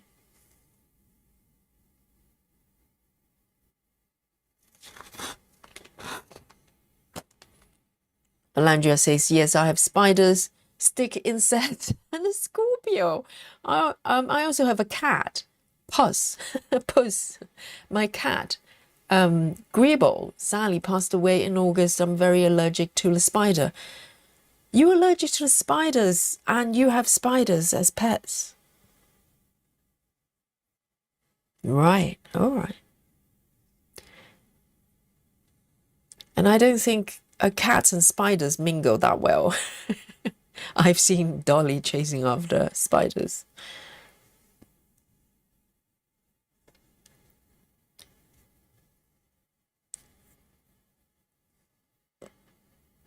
See you later, Kelly.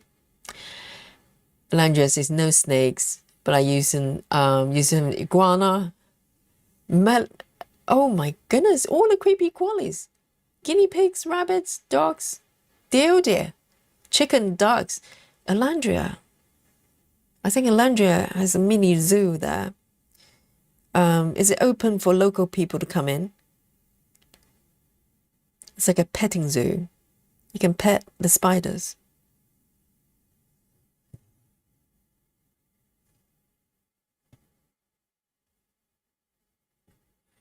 Nikki says the huge cone of DMC is 500 grams. My God, it's a half a kilogram. Jeez.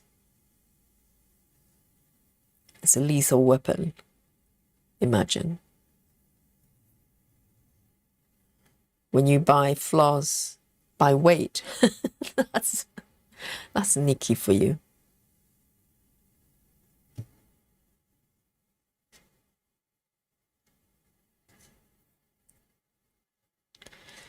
Jackie Turner says, thank you for the new thread cards, but I still can't figure out how to open a file. Yes, we were talking about this earlier on. I wonder why some of you have issues opening it, because it's sitting in my Google Drive, and I simply open up the access for everyone. So if you have a Google account, which you should have, you have a YouTube account, right?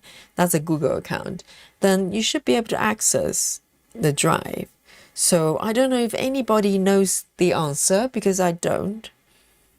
Because most of you seem to be able to open it with no difficulty. And I don't really have another location that I can put and share easily.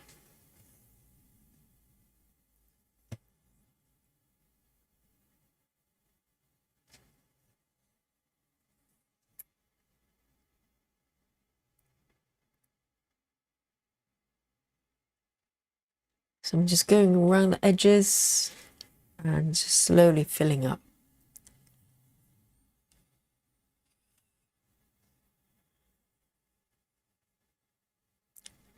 Suzanne says, I really want to do the SAL so, but I really want some colorful for a change, and it's got great colors. But Suzanne, the new piece you're stitching is so gorgeous. That pattern, I think a friend of you gave it to you. What a wonderful gift. Yes, a nice change from the really grown-up colors of the SAL piece. I totally know what you mean. You probably need to change, have a bit of a change of flavor. Yes. And same with me, because, it's a beautiful image, the sun, but I don't think I'll survive stitching it. I just can't with the color scheme. Ah, okay. Suzanne says to Jackie, they are in the zip file. You need to unzip them, because if I click on it via my browser, it kind of just opens up and show you what's inside. Or you can just download the zip file. And normally, I don't know what system you're on, but normally just double click, it opens. On Mac, it just does it automatically. So there are 3 files in there, so I put it in the zip.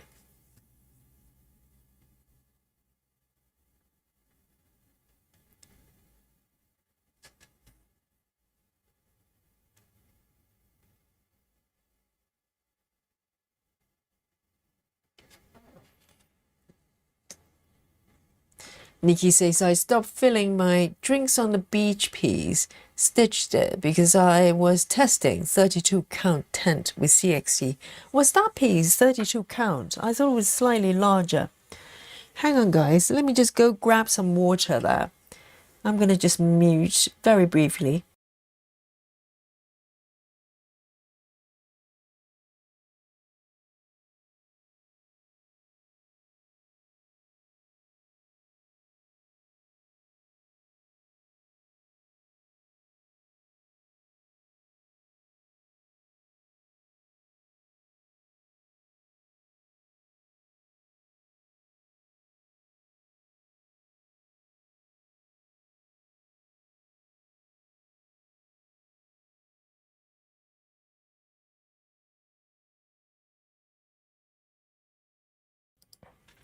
There you go.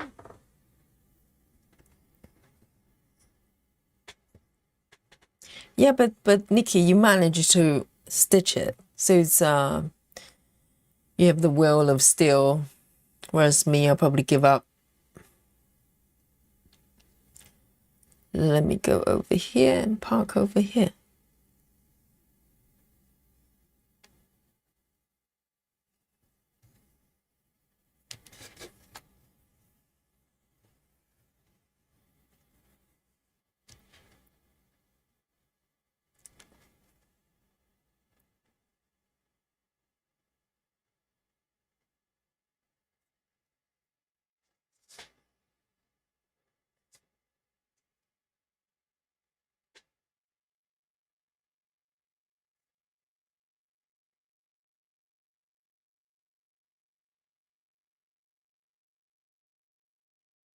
Lona is back. Yes, welcome. Lona says had to fix mom and me something to eat. Yes, you need energy so you can do your power stitching. I hope you enjoy your meal with mum.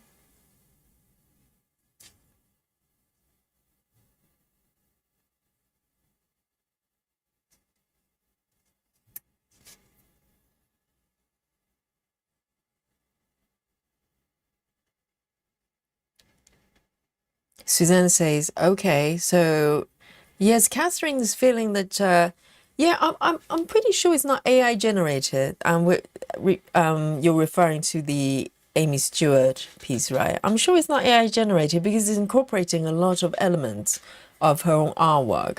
But overall, I think, I kind of get what you're talking about, because it feels it's got more sort of computer intervention, if you know what I mean, in terms of art style.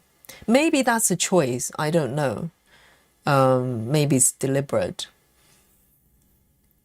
But I can see why you might not be as drawn.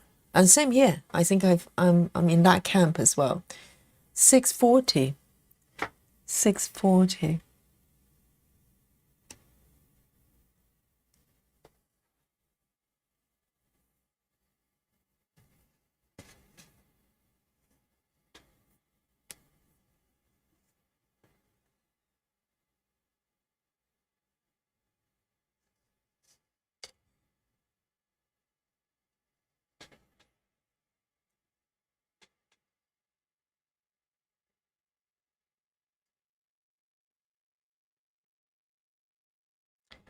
Jackie says, for the floss cast, try copying and paste it into a separate browser.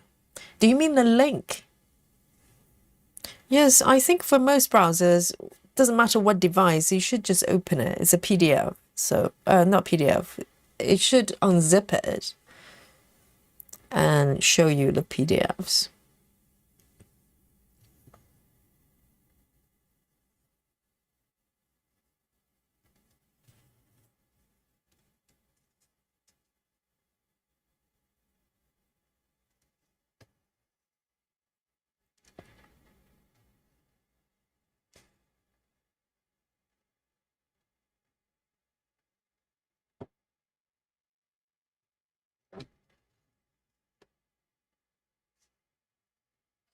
Casting says you have to decide on Pattern Keeper or Markup XP for the sun. Well, that's an easy choice, Catherine. Of course, it's Pattern Keeper. If you have access to Pattern Keeper, use Pattern Keeper. 640.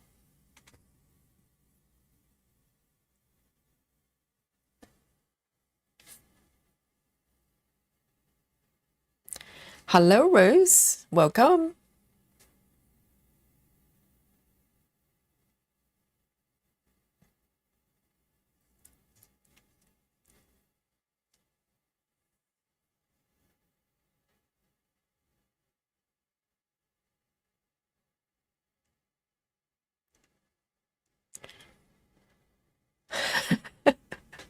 Susan. Yes, you ask questions like to Nikki, like how many meters, the cone can produce. That you're going to just get Nikki really excited. I mean, Nikki loves stuff like that. 2,279 yards for 500 grams. It's so weird when we're talking about weight, you know, for floss. It's like, yes, it's hardcore, isn't it? Yeah, you can go to a shop and go, hey, can I have 1 kilogram, 1 pound of DMC 310, please?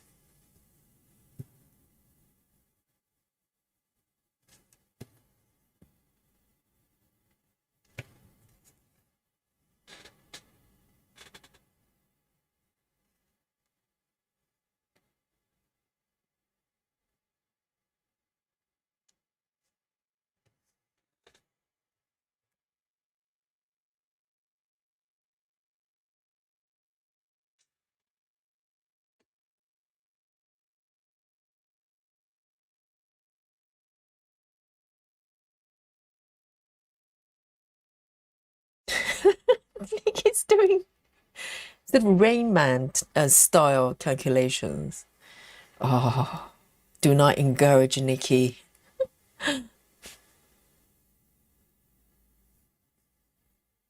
Catherine says, I've got Saga, but I have no idea how to use it or how to convert Paradise. So, Catherine, if you have not joined our Facebook group, join the Facebook group. It's probably the best forum to get some support there.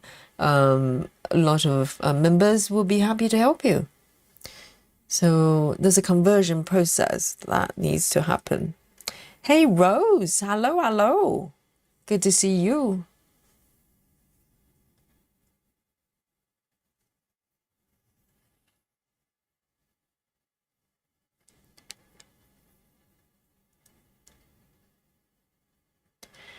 Suzanne says, I did a video on our Facebook group on how to convert using Paradise. Yes, I remember that.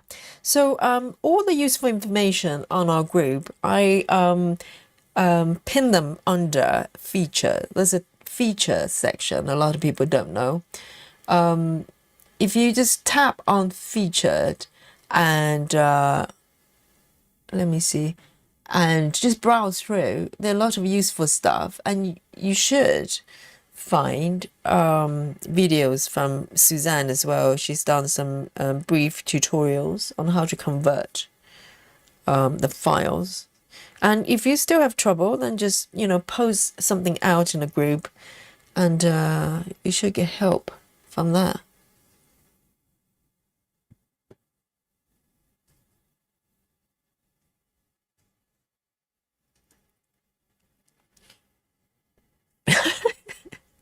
Nikki says, I would rather have 4 small cones for one big one. Plus, I have only seen huge ones for sale, only in black.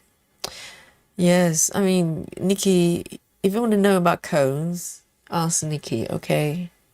She knows the ins and outs of the cones.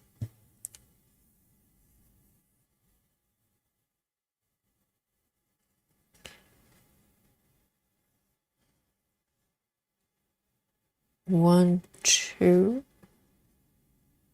there.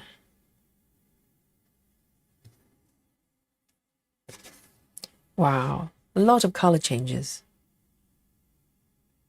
But I'm sure it's going to be gorgeous. Just look at this bit already. There's, you know, quite a lot going on. It's so vibrant.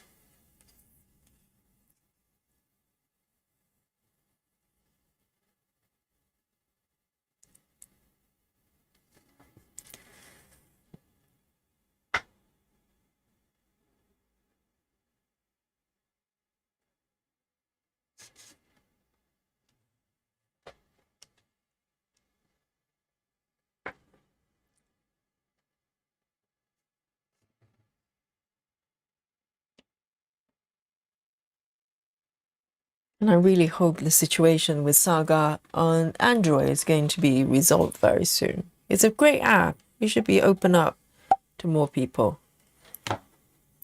And I like actually maybe because I'm using Saga, I notice more. I think there are more and more chart creators. They produce Saga compatible. For instance, I just bought a couple of patterns from Dreamsticks, and not Dreamstick, Dream Stitch, and they have Saga compatible files directly. You can't have both. That's kind of a shame. You have to choose one or the other, either PDF or the other format that's Saga compatible. It's quite nice. I think the chart creators are starting to be aware that more and more people are using Saga, which is quite nice. You know, if Saga is not going to incorporate the PDF conversion, then hopefully the chart creators are even, because all they have to do is just produce one more pattern, one more format. That's it. You know, it's not like they have to do a lot of extra work. They just need to output one extra format, and it will be so much easier for a lot of stitchers.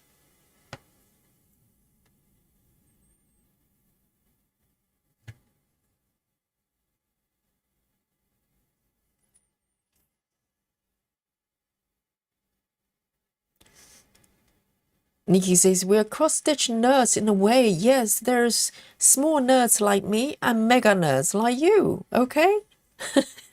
There's a difference. There are different tiers. You know, just like aliens, there are different tiers of aliens.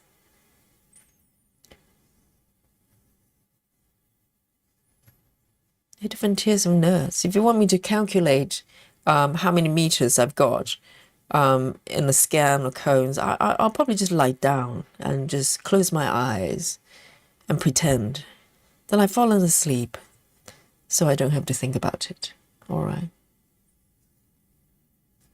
But that's me.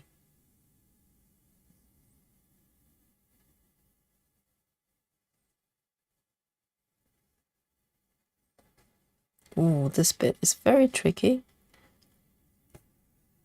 I can't even see.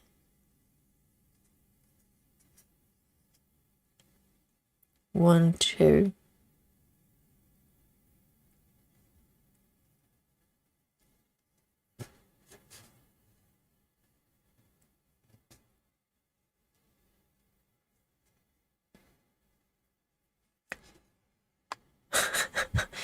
I feel like a hairdresser.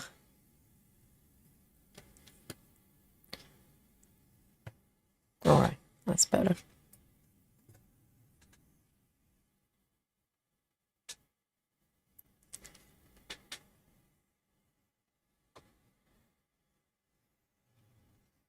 Suzanne says, I did a whole block and decided I'm starting over. Why, Suzanne? So Suzanne is flashing the green frogs for herself, not for Yogi, okay? Not for me, not for me. Just to clarify, this is Suzanne's own frogs, not me. I'm okay, I'm okay.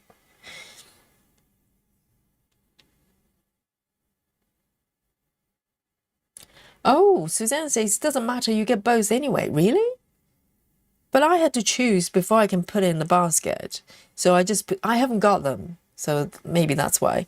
So you're saying we get both? That's good to know.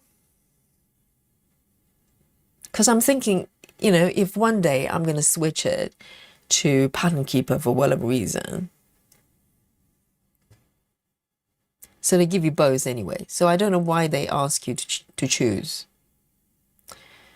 All right then. This one is 164. Just one stitch. 164.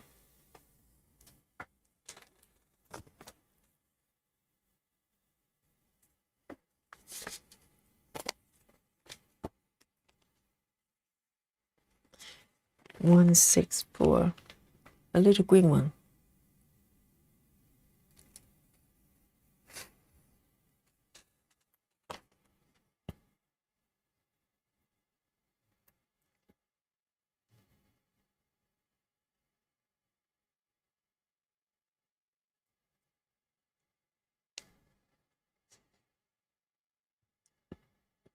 Clara says Dreamsticks chart create PDFs and Saga compatible. However, PDFs don't work for Pattern Keeper. You need to ask Ryan to make the PDF compatible with Pattern Keeper, and he would do it for you. He's very nice. Oh, everybody, and Ryan is a first name basis. Oh, this mysterious Ryan that everybody knows. Suzanne knows him. Clara knows him. He seems like a popular guy with ladies. You know, Ryan? Ryan might be my new friend. Right, okay. So, oh, that's interesting. So the PDFs actually do not work with Pattern Keeper. I wonder why, because all PDFs, they tend to work with Pattern Keeper a lot more. Oh, I better ask Ryan then. Hello, Ryan. If he's watching, he's getting very nervous right now. He's like, oh, what's happening?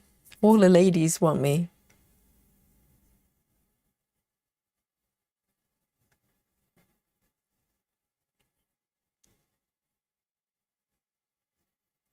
Susan says the person who works on a computer things in a basement with power tools. Okay, I have to clarify. My power tools are in my basement. My computer is in a different place. Yes. You know, I want to use my power tools safely. Who knows, I might come up with a new machine. I'm not a nerd though.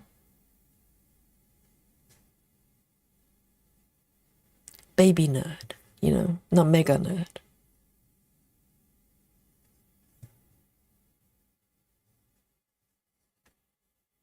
All right, this one, I'm going to just end it.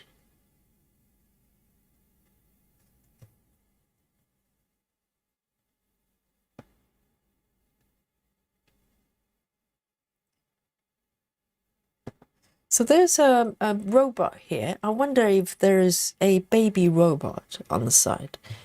I don't want to look at the markup. I want to be surprised.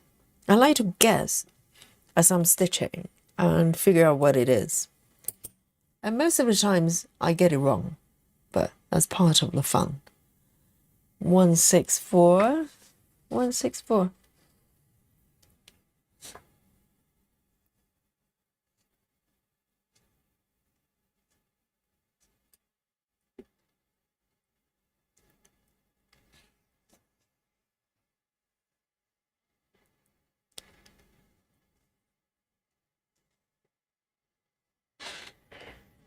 Susan says I'm using 25 count. I bought some ungridded DMC.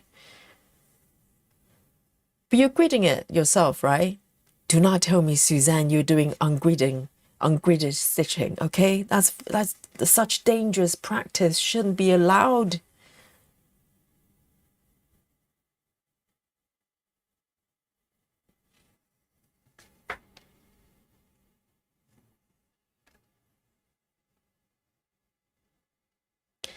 Laura says, Yogi, are you changing the emoji Christmas dolly to New Year's dolly? Yes, there's a New Year. It's going to be released on New Year's Eve when we have when we do our marathon. We have a New Year's Eve marathon. Okay, we're going to do the countdown together. Cross the nations, from the UK to the US. Yes, we're going to stitch throughout the night. This is how we celebrate our New Year. Okay. Yes, this is how we roll. So the New Year dolly is going to be released on a New Year's Day, New Year's Eve marathon. All right. Where am I? Oh, here. Why can't I find it? What is going on here? Why does it look different? So many questions. I am here. Oh, here. Okay. 1, 2, 3, 4. 1, 2, 3, 4.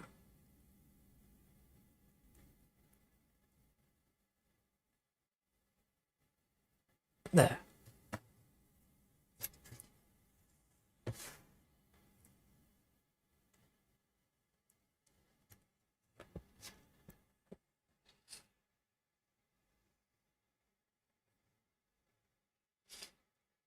Yes. Oh, good, good, good. Suzanne is gridding herself. Yes, I do that as well. Yes. What a relief. And see you later, Serena. Night, night. Yes. Nine. Serena's having an early night, early up morning. So I presume tomorrow's a normal working day. And sweet dreams, Serena. Nighty night. I hope you enjoy today's sessions.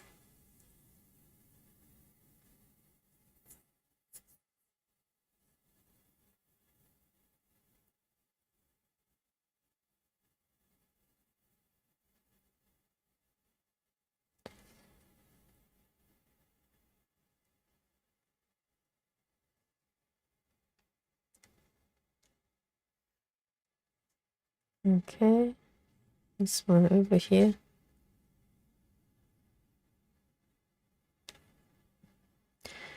Susan says gridding was life-changing. Are you saying you weren't gridding before? Because either you have pre-gridded fabric or you grid it yourself, like normal people, right? I'm not talking about aliens. The no-gridders.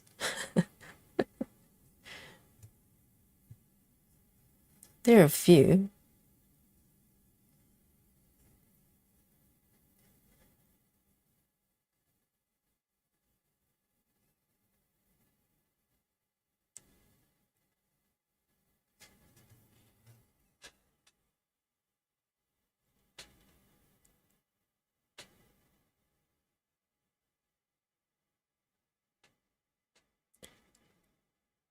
All right.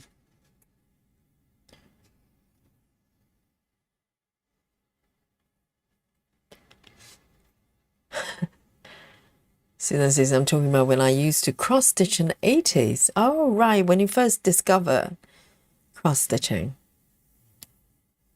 To be honest, I'm trying to recall. I remember the moment when I realized what those 10 by 10 gridding were for. Because when I started stitching dimensions kits, the charts are quite simple, right? Normally just a small group of stitches of the same colors together, and then you stitch those and you move on to the next color. And I just pick and choose where I wanted to go.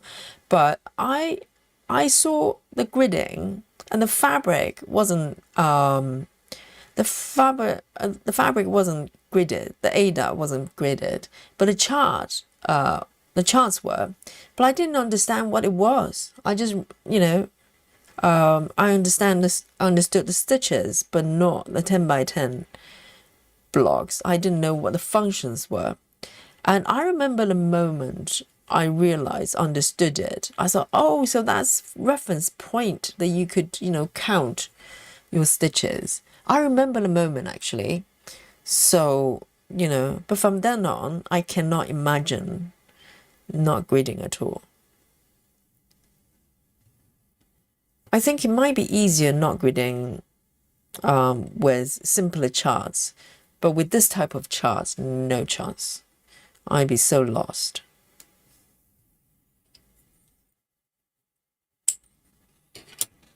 3A51, going back.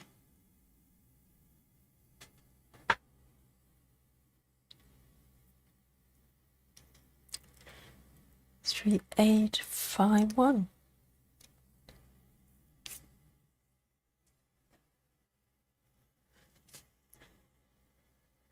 Rachel, oh, very good point, Rachel. Rachel says, have we had our chocolate break? I was on the phone. Maybe I have missed it. No, Rachel, good job. Rachel is reminding Yogi that we have not had chocolate break. I was thinking I was losing my stitching power. I started to, started shaking.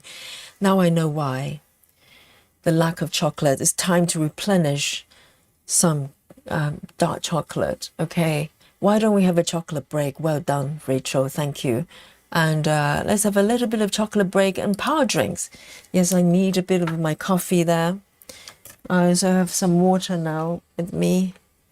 Here we go. Let me zoom in a little bit so you get to see my pattern here.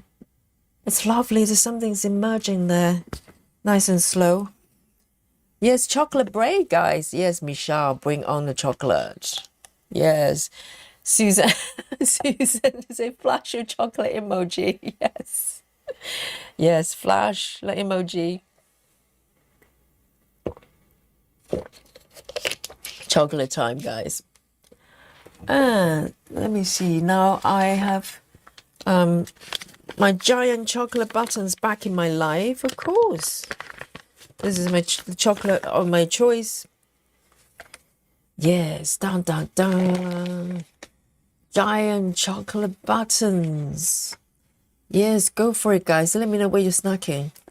And until the day I can deliver the chocolate buttons straight to you via stream, unfortunately, I'll have to enjoy the buttons by myself. Here we go. There. Dun, dun, dun. I don't know why this bag. Maybe it's just the delivery. It's got the surface of the buttons looks slightly a little bit more, slightly rougher than the other ones I've got. But just equally delicious. And Yvonne, hello. Yvonne says, have you ever stitched the typewriter method? Yvonne, have I ever stitched the typewriter method? Not only I have also pioneered the I can't remember the name of it. I've also pioneered the deranged typewriting method. Okay, you asked River, you asked the chat, whether that's a beautiful way of stitching. Yes, I have. Okay, it's from Stitching Mummy. Okay, Stitching Mummy is the OG of the typewriting method, and I did a good job butchering it. I came up with the deranged method. Okay, but yes, so that's a very long yes to you, Yvonne. Yes, I have. And I haven't done it recently, but there are a few pieces that I have stitched that way. There you go.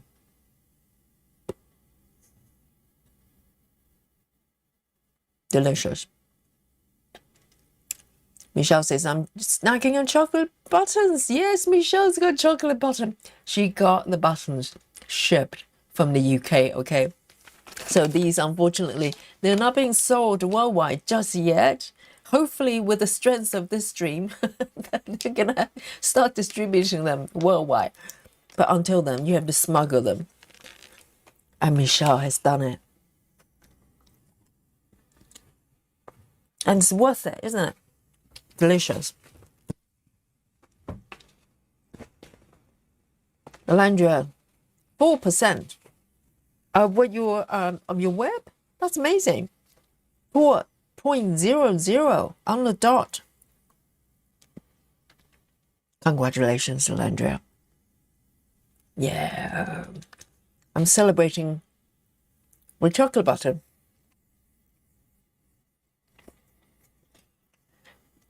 That says, power breakfasting on Sultana brand cereal. Oh, that's power food. Yes, go for it. Yes, it's going to keep you going for your power stitching for a bit. Beautiful. Yes, in New Zealand, this is, Sunday morning, right? Yes, Michelle had them smuggled, and upon the mentioning of smuggling, the word smuggling. Let's have a look. Nikki, where are you? Nikki's again. Someone mentioned smuggling. Yes, that's Nikki's speciality. Oh, Alandra is doing traveling library. Max colors, 4%. Wow, 4% for that piece is tremendous. I am slightly over 1%. I think if I remember yesterday when I was working on it, 1.7 or something like that. 4% is a lot, because even with 1.7%, I felt like I've stitched a lot. Looking at my fabric, I've traveled a little bit, and I've landed one area. I stitched a fair bit, so 4% is It's quite a lot. Yes, congratulations to Alandria. And Alandria loves it. That's the main thing. It's not just achievement. It's the fact she's in love with the piece. I'm in love with the piece. Definitely. Have a sip of my coffee.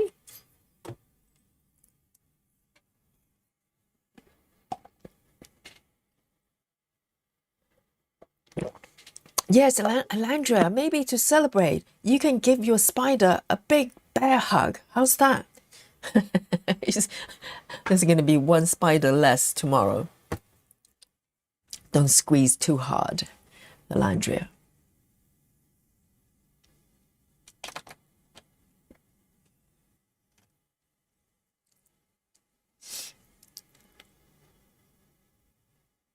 And Suzanne says, I do wish I have started traveling library in a different spot. The brown is killing me. Suzanne, did you start from upper left? If there's a lot of brown. Yes, I thought I was going to get a lot of browns starting from the center, but I was wrong. I didn't look at the chart carefully. And it's a nice surprise because there's so much colors going on there. But Suzanne, you can always count away carefully and start from slightly away, from the area. If you're feeling stuck, there's no reason to stop you from, maybe cross country a little bit, so you can be sure the stitches are correct. Travel to a different area and start there and land there and stitch, using whatever method. You're not stuck. You're free to move wherever you want. Just make sure that you count it correctly.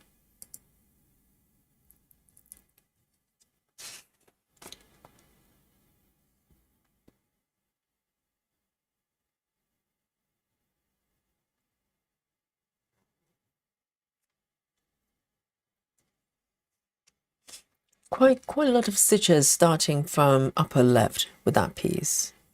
Yes, if you start from the upper left, there's a lot of browns there.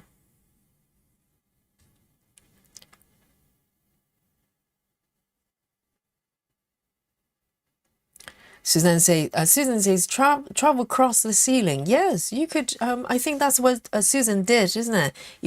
She just decided to. Susan, I think if I remember correctly, start from the upper left, and then somewhere along the line, she starts to travel across the top border to the right. I think you travel to the other side, right? To the right side, to the end there. So you have a foundation that you can pick and choose wherever along those lines. Those stitches are correct, and you can just move from there.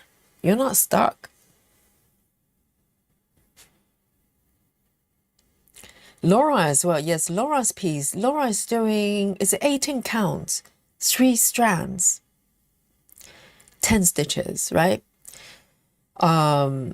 So Laura is taking a break from that piece as well. If you need a break from a piece, do so. You shouldn't feel guilty. I have pieces, no names, that I kind of, just give them a little holiday there and send them in a little, maintenance shop for a little bit, and I'll get back to them. And when I go back to them, I'll have this newfound enthusiasm and insight. Maybe I get inspirations to stitch them a little bit differently, use a different method or whatever. I'm going to come over for this, do a little bit of this purpley pink blob. It looks very interesting. Just having a little rest from the confetti there. This is my strategy. Divide and conquer. All right. Oh, this one's nice. This is not confetti at all, this bit. How nice. 3608. I like it. 3608. That was a nice break. 3608.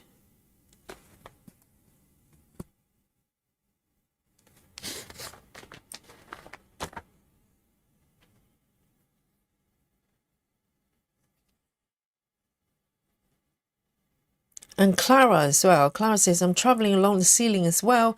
The color's starting very light beige, tan color, so it's not that fun until the flowers start to pop up. Yes, the flowers are so much fun to stitch. I'm in the floral area as well. Yes, pinks and greens. It's very colorful. I think, you know, it's good to stitch in a way, allow the stitches flow in a way that you could pick and choose where you want to work on. So you don't feel like you have to stitch in order. You know, you have no obligation to do that. It doesn't matter how you stitch it. See you later, Lizzie. Have a restful night. Nighty night from all of us to Lizzie.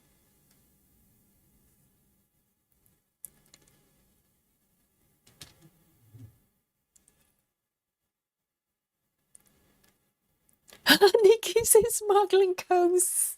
She said, I told you, do not use the S word, okay? Nikki gets very excited. She was probably falling asleep just now and somebody says smuggle. And she goes, what? Someone says smuggling? There you go. Oh.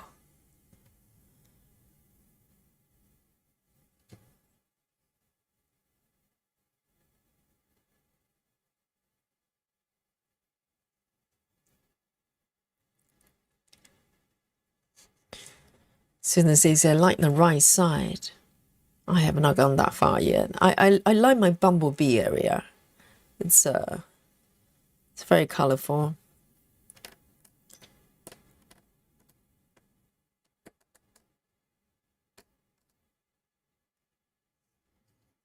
Oh, nice to do some pink stitches.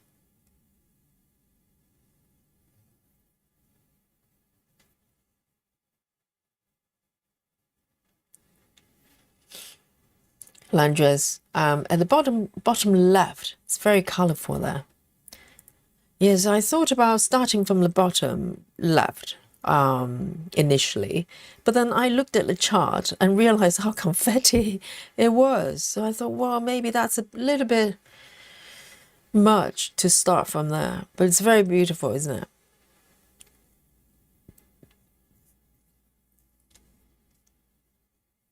Janine says, you know, you will be stuck in the brown section at some time, but you were not stuck. I think, you know, we're always, you know, we all get to stitch it at some point, but it's about being able to escape from it from time to time and still stitch the same piece.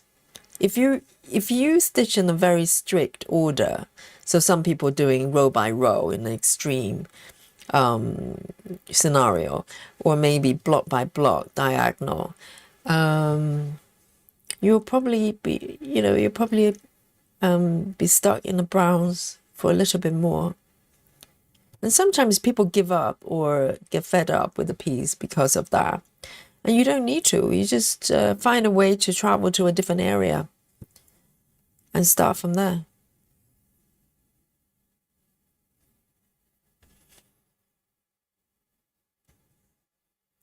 Ah, Janine says, that's why the floor on a new piece is enough to make me not stitch it. Let me just have a little look there.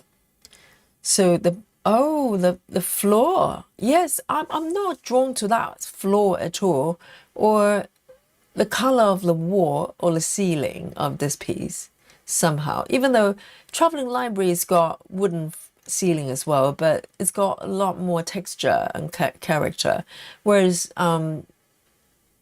the ceiling and the walls here, they're just plain, aren't they? So yes.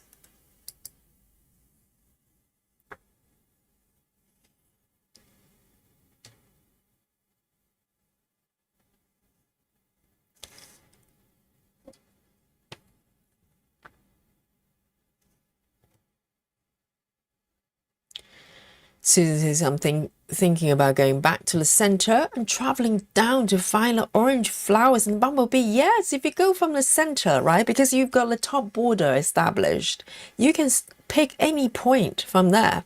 If you go to the center, you'll find your bumblebee. Very confetti though, Susan. Oh, but Susan is doing regular colors, right? Maybe it's a little bit less confetti. Who knows? Maybe not.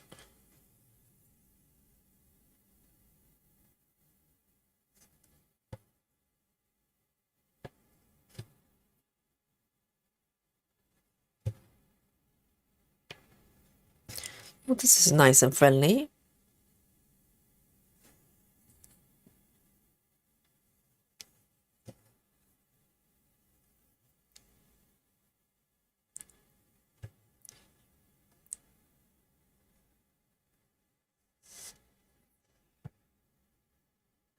So let's say it's the color flow method. Feel like I'm rethreading my needle with every stitch. Do you find it to be true as well? Don't have any stitches next to each other. Yes, there's a lot of threading and unthreading. So if you one of those people really dislike threading and unthreading, then perhaps this is not a method for you. But this is the trait that is shared by both the original method and color flow as well. It's Gemma's way. So because we are we don't create floating stitches, so yes, if there's one stitch and there's no surrounding stitches attached to any stitch, then you park. So yes. But I think color flow, you probably have more freedom to pick and choose the location. So for instance, the original method, you wouldn't have a pattern like this, you know, with a gap in between. Everything should be attached to each other. So each stitch with the original method, you need to have two sides attached to a stitch. There's a top and a left, and you go from diagonally to the bottom, depending on which way you're flowing. If you're stitching from upper right diagonally down, then it's the opposite. But whichever side you're flowing your stitches from, you need to have two sides attached to stitches already there. With color flow, you only need one side, either the top or the left, sometimes the right. So, but you cannot float stitches. So it's if I explain it just verbally, it sounds, you know, a little bit confusing or maybe not making much sense. You need to stitch it to appreciate it, I think, because then, you know, you're actually stitching with a real pattern, different combination, different arrangement of the symbols.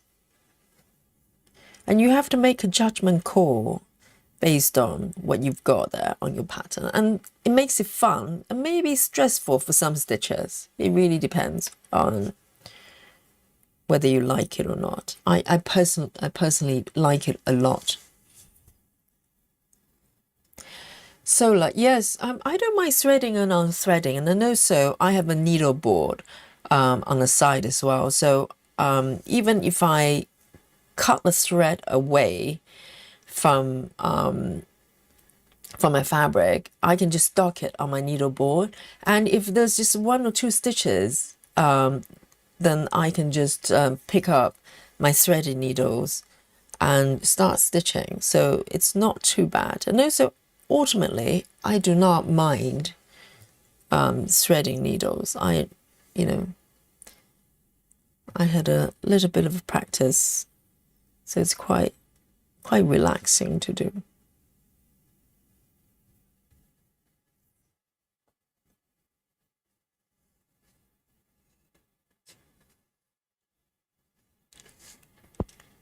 But I think Sola, you're not alone. If you find it tedious, yes, I can see why.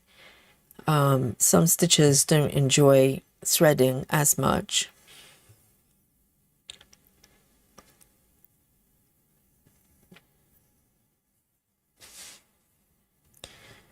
So let's say the color flow makes the stitches look so neat and pretty. Yes, I know. There's something about, it's almost like you're printing the pattern bit by bit not so much typewriter. This is a true typewriter, I think. Maybe not a straight line, because typewriter method is essentially a color color choosing method. Ultimately, you're stitching cross country, but this for me is more like printing, typewriting colors, even though not in a straight line. But you're easing away, you're not going back and do anything. Once you move away from the area, you're done and you see the full picture. And I love it.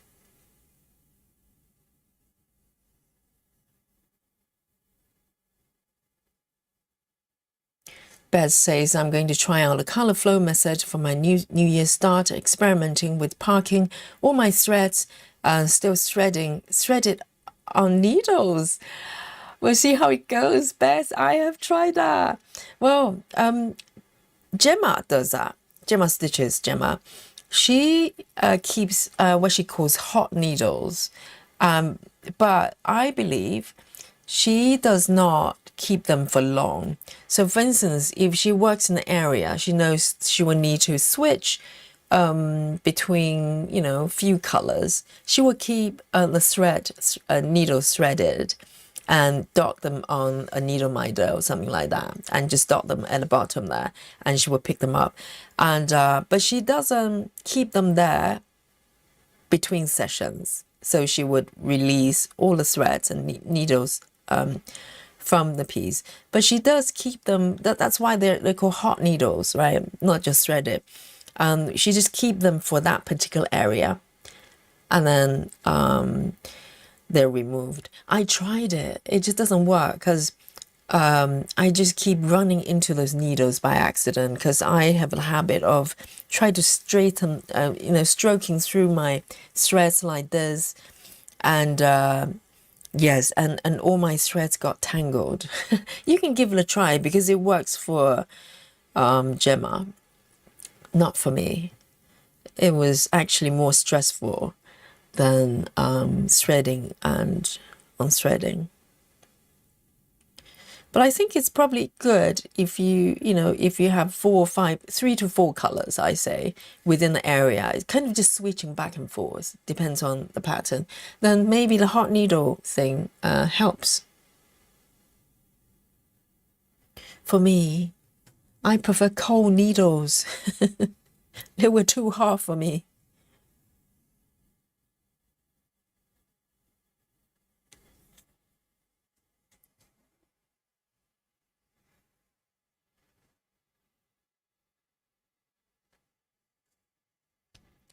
Suzanne says, it looks like you have left a spot in the middle of that pink. Is that correct? Which bit? You mean this bit? There are actually stitches. Or do you mean this bit? This bit, there are actually stitches there. They might not look like it. It's white stitches. Unless there are other ones that I have not noticed. But this bit is intentional. It's a little bit naughty, but still I have one side open. So technically, I think I'm probably pushing Gemma's color flow to the limit. Gemma probably wouldn't do this. I'm not sure. But for me, I allow myself to do this. But I do not close it up. I do not close the stitches. Janine says, I use a needle threader, so it's easy. Yes, I find threading by hand is easier, because threader for me, I think if it works for you, that's really, really nice. It's probably easier. But I find I'm constantly looking for the threader and I can't find them. So it's a lot easier just doing my fingers. So what I do is basically, I learned it ages ago. So I take the thread and just wrap it over my needle here. Let me see if I can show you that. And press really hard just over the area where the eye is. Let me see if I can bring it closer. No, it doesn't like it. There. Okay. And I slide the needle away, so I pinch the thread in my hands. So just allow a little bit peeking out there in my finger. And I don't know why it doesn't focus on my hands. Yes. Would you please? Okay. And then I just put my needle on over that bit sticking out and just pull the thread through and not threading it. Let me try again. See, that's a problem of demonstration. If I just do it without thinking, then it's threaded through. It takes like half a second. So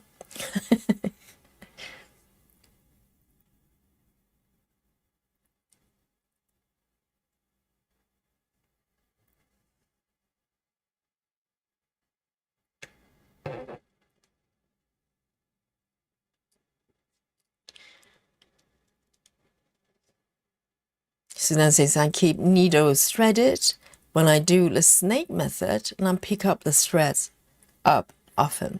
Yes, I think if you're happy with hot needles, then it's an option, isn't it? Beth says, hot needles will definitely make it more difficult to be threaded, to be a thread hairdresser. I know, I've got a habit of trying to tidy up my threads, and I keep forgetting there's needles attached. So I just end up with a mess. So I decided that's not for me. Yes, I'm a hairdresser. A hairdressing method of color flow.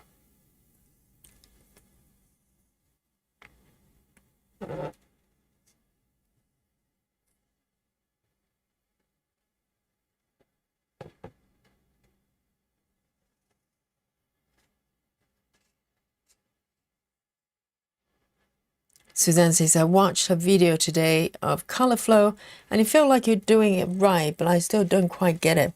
I think it's a kind of nuanced method. So there are principles, the ground rules that you're sticking with, no floating stitches and no closed up stitches. But with color flow, you have a little bit more liberty. So for instance, this formation of stitches would not exist in the original method, because the original method is about keeping everything in diagonal line.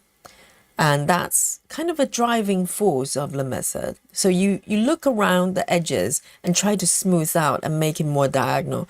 With color flow, you don't do that. You flow with the color. So this pattern happened to have a book that's, kind of have a very different color scheme. Let me just zoom out here. It's a very color schemes from this background, for instance, and it's very different with this object as well, whatever it is. And then below that, I have my robots here. So in a way, I'm allowed to follow the pattern. So for instance, the robot, it's got more beige or green or whatever. Technically, I'm allowed just to keep stitching the robot if I so wish. And for instance, here, it's not a smooth line because there's a clear cut of two very different color groups here. So you are allowed to follow the colors and stitch bit by bit. So basically, the biggest rules not to break is to create floating stitches. You don't do that. But color flow, for instance, this one I was talking about, I don't know if it's a Gemma would do this necessarily, but for me, it's not breaking the rules. As long as I don't keep going, if I keep extending this 2 rows, then maybe I'm breaking the method a little bit. So within reasons.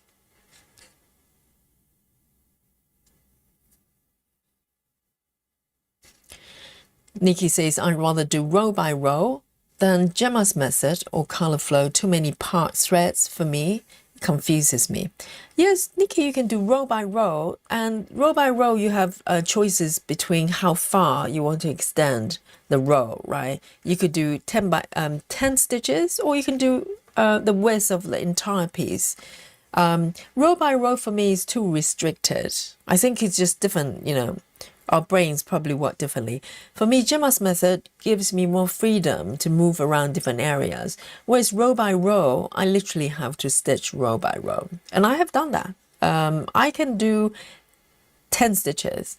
Longer than that, I start to run into problems. So Rachel says, that's how I do it too. Are you referring to color flow or row by row? Probably color flow.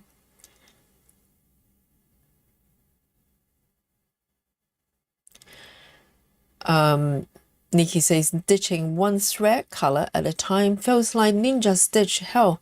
But Nikki, if you do row by row, you still have to stitch and park, don't you? If you're sticking to row by row, one row at a time. If there's one stitch, you do one stitch. It's the same. And I think the fun element of Gemma's method, both of them, is the fact that you can look at a pattern and start to analyze what order you want to stitch. So you can create a situation that you can do a whole bunch of stitches at a time. It's like a game you play. So you can take care of the stitches in a surrounding area, but you notice there's a cluster of stitches. They're together, the same stitches. So you want to do the supporting area first, and then suddenly you have, 15 stitches you can do at the same time. I know. It's a game. It's a game.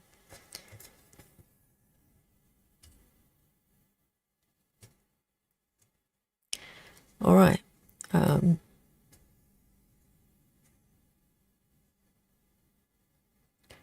1, 2.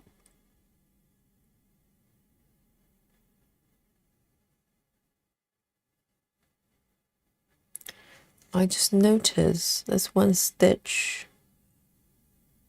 missing.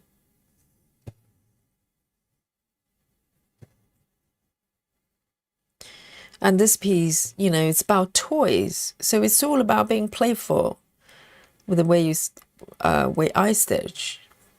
It's like a game.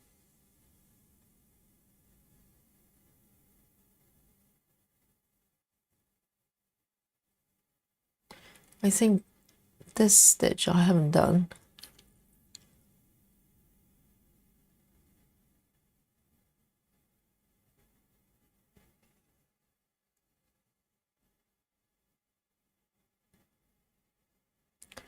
All right. I think I'm going to end this thread here.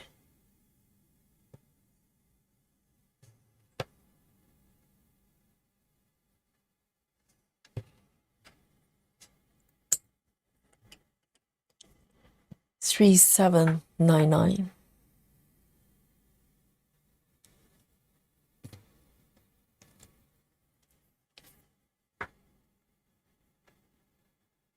Rachel says, threading my needle like you. Yes, I learned it from a YouTube video a few years ago, because I was having troubles threading and I was wondering, how do people do it?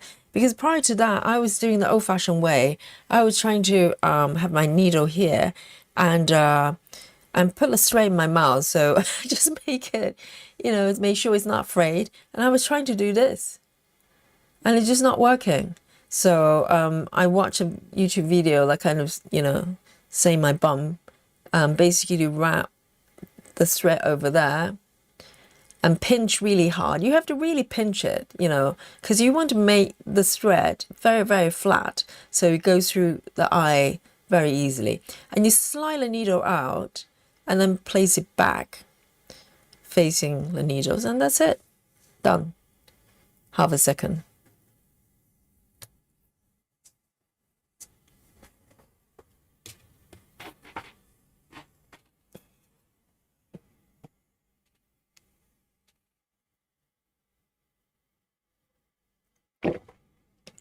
Suzanne says, I like the idea of having a broad range of places I can stitch like you can with Gemma's method. I was surprised how relaxed it feels. Yes, I know, because with this method, your mind is not racing 200 miles away, of speed, trying to flow, like Nikki doing extreme cross stitching. Your mind is always racing forward, trying to find stitches and keep going forward.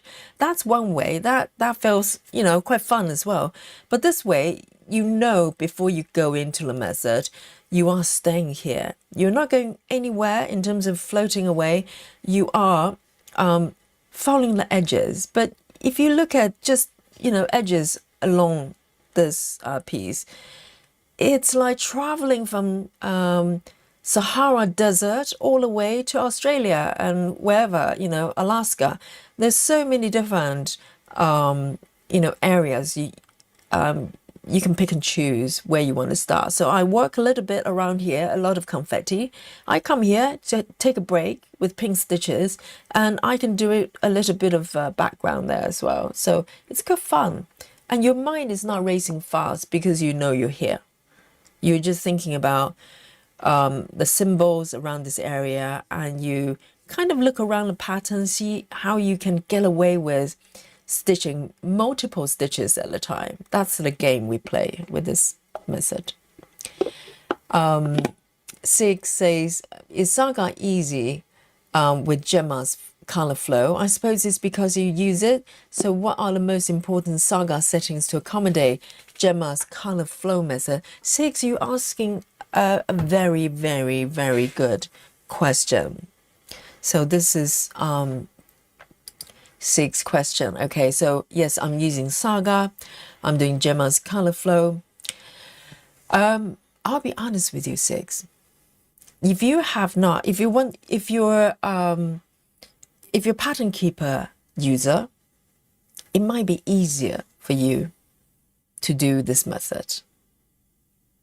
And I'll tell you why. Because it's, for me at this point anyway, having used both, it's easier to switch colors quickly with Pattern Keeper. And with Gemma's method as a whole, there's a lot of color switching and a lot of parking. And I think parking and color switching is it's faster and easier to do with Pattern Keeper. Even though Pattern Keeper is not perfect, Pattern Keeper, if you want to mark stitches, you have to go into the markup mode, etc., which you don't have to do with Saga. But switching colors for Saga, if you have used Saga before, you have to, let me show you this view here, okay? So in order to, let me just put that away. In order to change color, so currently I'm on 3799. Let's see, let's say if I want to switch to the next color with Pattern Keeper, I can double tap. I can program the shortcut, right? I can double tap. I don't have to switch to search mode, so I never use search mode when I'm using Pattern Keeper. I just double tap another color, suddenly another color is highlighted. It takes less than a second, right? With Saga, watch this. I have to, oh, it's not moving. It happens again. Let me switch back. Let me restart my program here. It just stopped.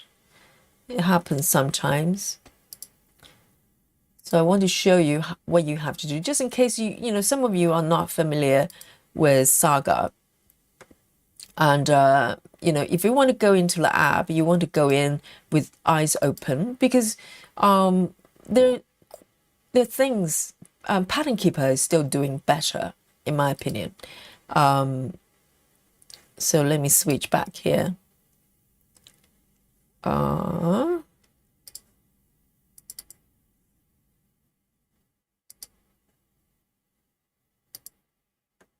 Okay, so I've got it here, and I want to show you the full view there.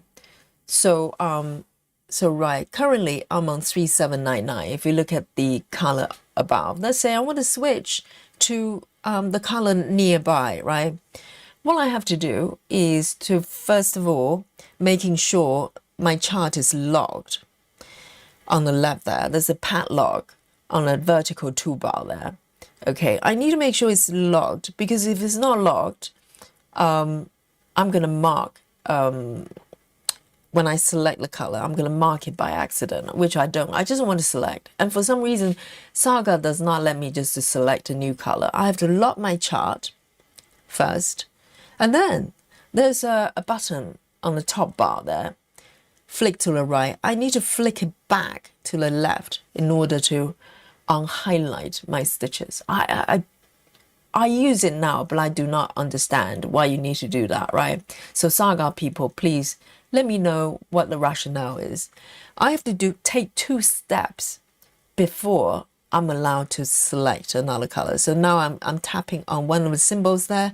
Now I'm on 3750. It's a different color. I still cannot stitch yet. I cannot mark it yet.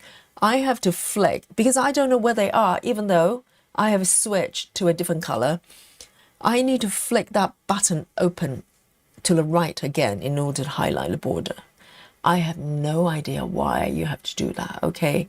If you know, please explain to me, okay? And Saga dev team, if you're listening, help me and to understand this, okay? This not necessary. And also, for me to mark these stitches, now I need to take one step to highlight them. In order to mark them, I have to unlock this padlock here. Can you see that? Now it's unlocked. And so I can mark the stitches. Because otherwise, if the chart is locked, it does not let me do it. If I keep the locked on, I can do what I want on the screen. It doesn't mark anything. So yes, I know it's a long, ask way to answer your question 6. It's important because if you want to choose the tools based on your stitching method, you have to think it through, right? So I've decided to transfer all my patterns over here, and I kind of, readjust myself to work with the app. But to be honest, if you have options to work on color flow or Gemma's method via Pattern Keeper, I would say stick with Pattern Keeper. You can have best of both worlds. You can have some patterns over to Saga if you have access to it. You can do min to max. You can do many other methods. But for Gemma's method, Pattern Keeper is the best because it's just quicker. All right.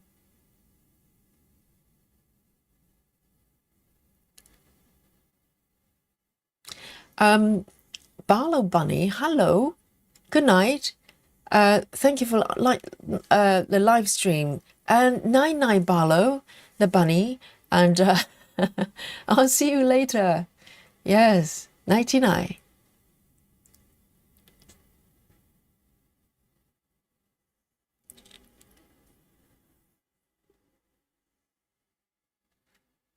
Lona says, Hate is releasing some of the charts. Which ones?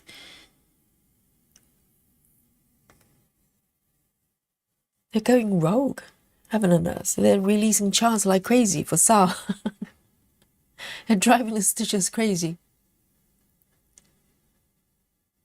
Oh, there's 3 milestones charts. So it probably means that they have more than 3,000 participants, which is nice. All right, then. Let me come back to the pink area. Do a little bit of pink.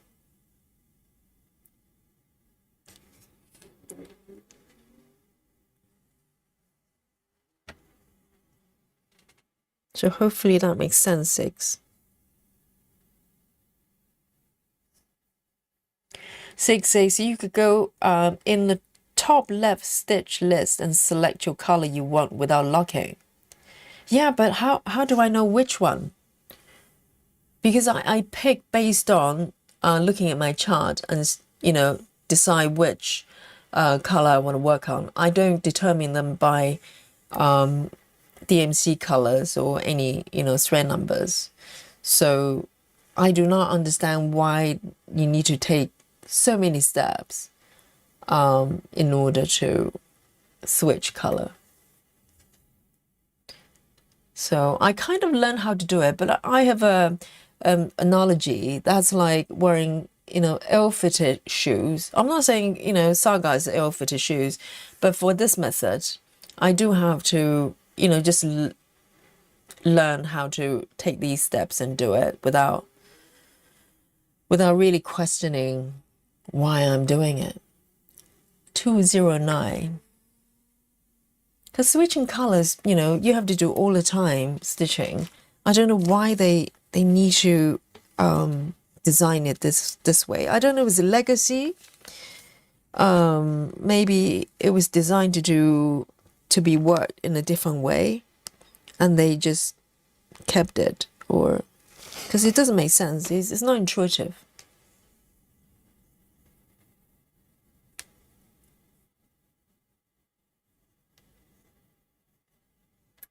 Six says you do not need to change anything first. I don't know what you mean by that. Is there a better way to do it? I'd love to know if there's a better way.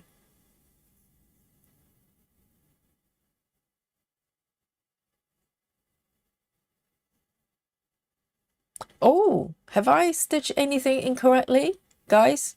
Why do we have that funny face? What's happening there? 6 says, you know the symbol you want to pick and see in a list. 2 steps only. Yeah, but it's not intuitive. If I see a symbol on a chart, I want to tap on it and select it that way. Why do I need to go to a list and do it? No, I think that's even harder, isn't it? Because you have to find a symbol. And I have 240 colors. Is that what you mean? Or have I misunderstood it?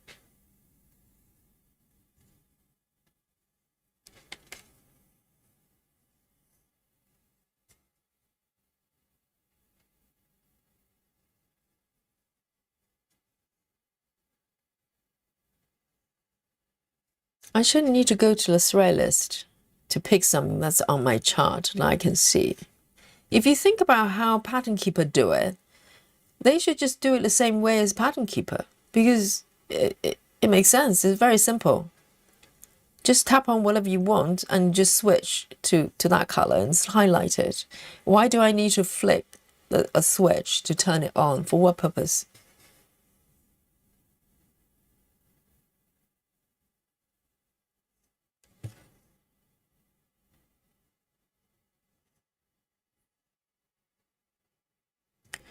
Ruth says they have 2,600 participants, referring to the SAL, but released the 3,000 chart as a surprise gift for us.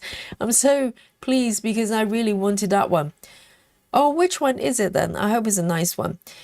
So they're basically just loosen their rules completely. So initially you have to do 1 page in order to get Aimee SAL, and you only get milestone charts every 1,000. And now they just go, hey, whatever, just have it.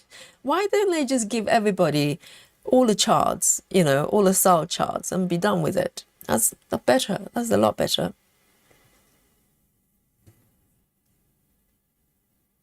You know, just let go of all the strict rules. Do this or no SAL for you. All that business.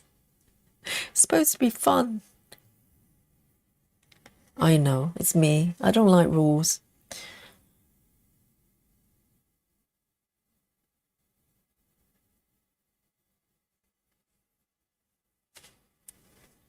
Nikki says, I feel like Saga likes cross-country, etc.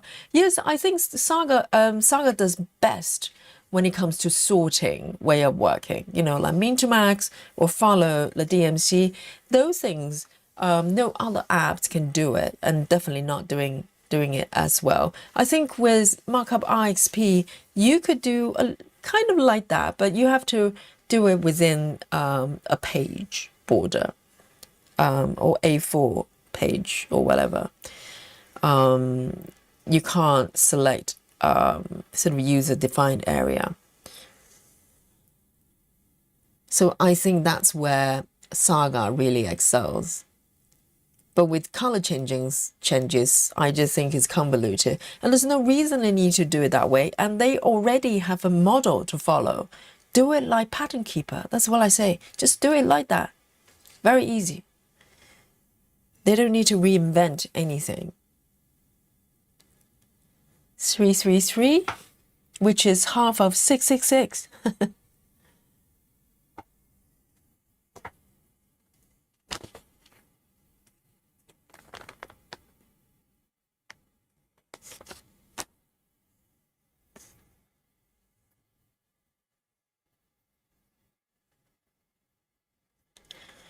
6 says, choose your next symbol, go to the list, select color, and tap outside the pattern. You are ICT, you can do it. No, it's not intuitive, 6. I know what you mean. I can go to the list and do whatever I want. But the thing is, it's not intuitive. The intuitive way of working is I'm looking at my chart, I'm looking at my stitches. I want to pick, whatever symbol that I'm looking at. I'm not going to go to the list view and try to find it. 6? Follow me here. Work with me, 6. Don't tell me to go to list view. Why would I want to go there? I'm here. I know our brains work differently, because for 6 that makes perfect sense. For me, it isn't. If it's not intuitive, the whole premise of app is it's a metaphor of real life object. So for instance, we're looking at the chart here, okay, not this one, over here. The metaphor is that we're looking at paper chart even. This in front of me. This is a chart just like a piece of paper. The only difference is I can interact with it. I can do whatever. The most intuitive way for me is to look at what I'm stitching at this area, just like Pattern Keeper. If I want to switch to the next symbol, let's say this pencil symbol, right? I should be able to just tap on it, and whatever gesture they can assign it to. Double tap, triple tap, I don't care.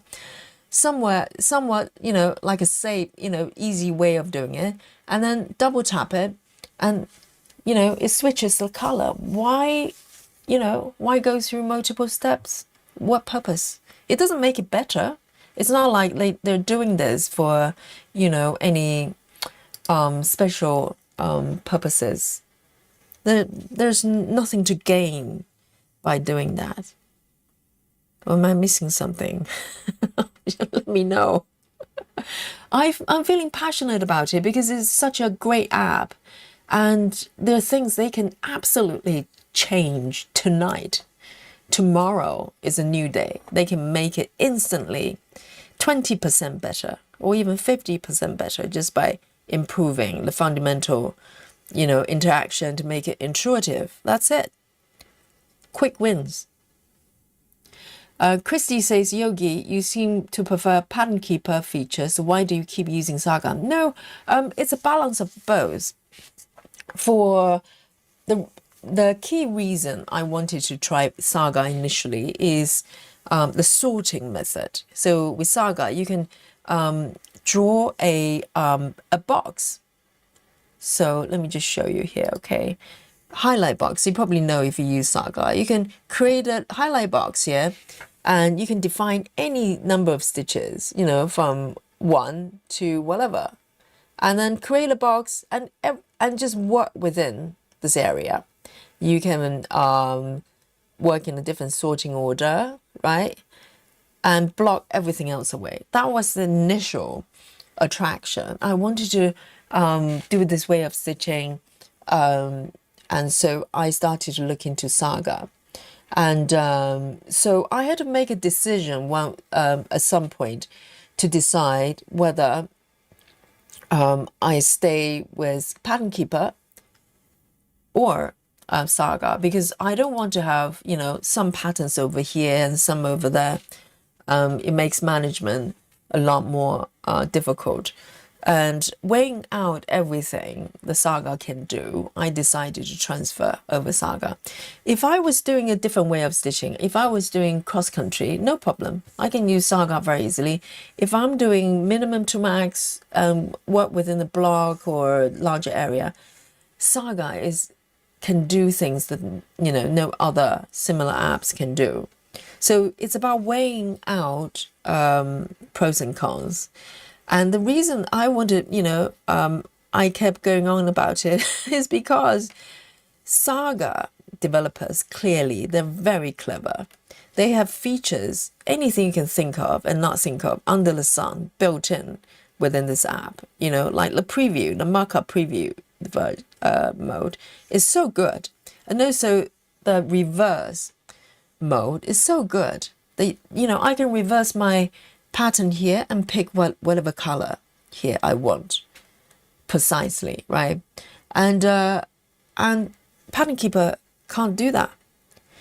But when it comes to this Gemma's method, if you need to do a lot of parking and color switching, Pattern Keeper is more intuitive, simpler to use. So it's not so much I prefer one to the other. I decided to transfer all my patterns over here, and I learned to work with it. But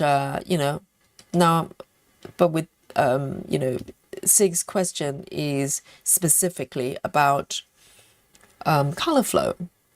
So this is my thought about color flow, way of working using Saga. So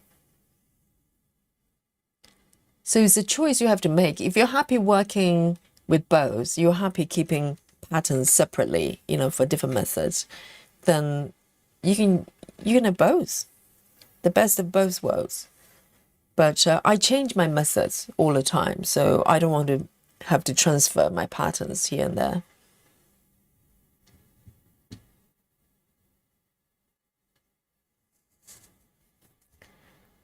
Sola says, I think if Saga follow the Pattern Keeper model, they might get sued.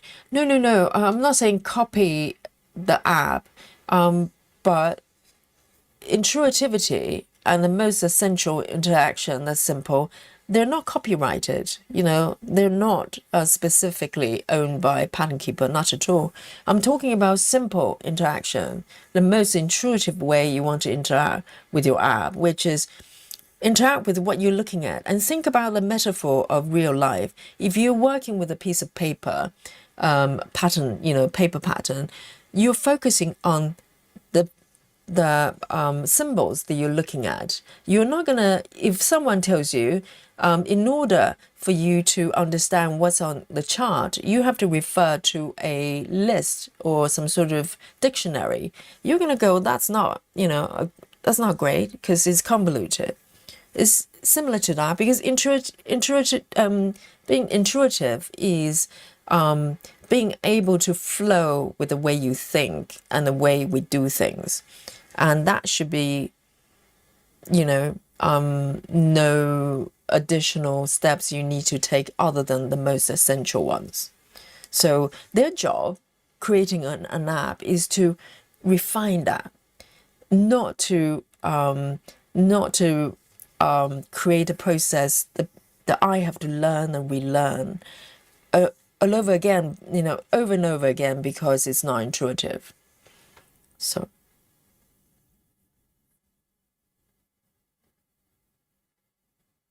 Six, you get what my pain points are, Yes.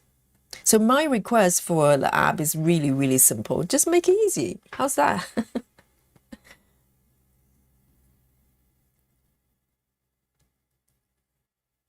So there are certain things, because I was a user interface designer. So there are things, unless is, for instance, do you guys see these burger, the 3 lines, that icon, 3 lines from for apps. I think we see that the icon very, very frequently. The 3 lines where now intuitively, when we look at the 3 lines, we know there's some sort of menu you can tap on and open it. Those 3 lines is referred as burger. The burger symbol initially were created by Facebook. They were the first one on, I think, mobile app. I think probably both tablet and device. They were the first one came up with that burger app symbol. And I think in the beginning, when people tried to copy that, Facebook they were trying to block them from doing it, because they felt it was their invention, so to speak. But now everybody's using it, because at some point, there's certain things become intuitive. It's no longer your property. can you really own an icon? Because icon is not like logo. Logo, yes, you can own it, but icons are a symbol of something that connects with human mind, that we understand what it is. For instance, if you have a smiley icon, we know it's a person smiling. We're not going to think it's an apple. It's very, very simple. So the question will be, can you copyright an icon? And I think the conclusion is you can't really. If it's popularized and it's become part of our consciousness, it belongs to, everybody. So, so there are things you can, guard it as a copyright. I don't think that tapping action is copyrightable. It does not belong to patent keeper. I'll be very, very surprised.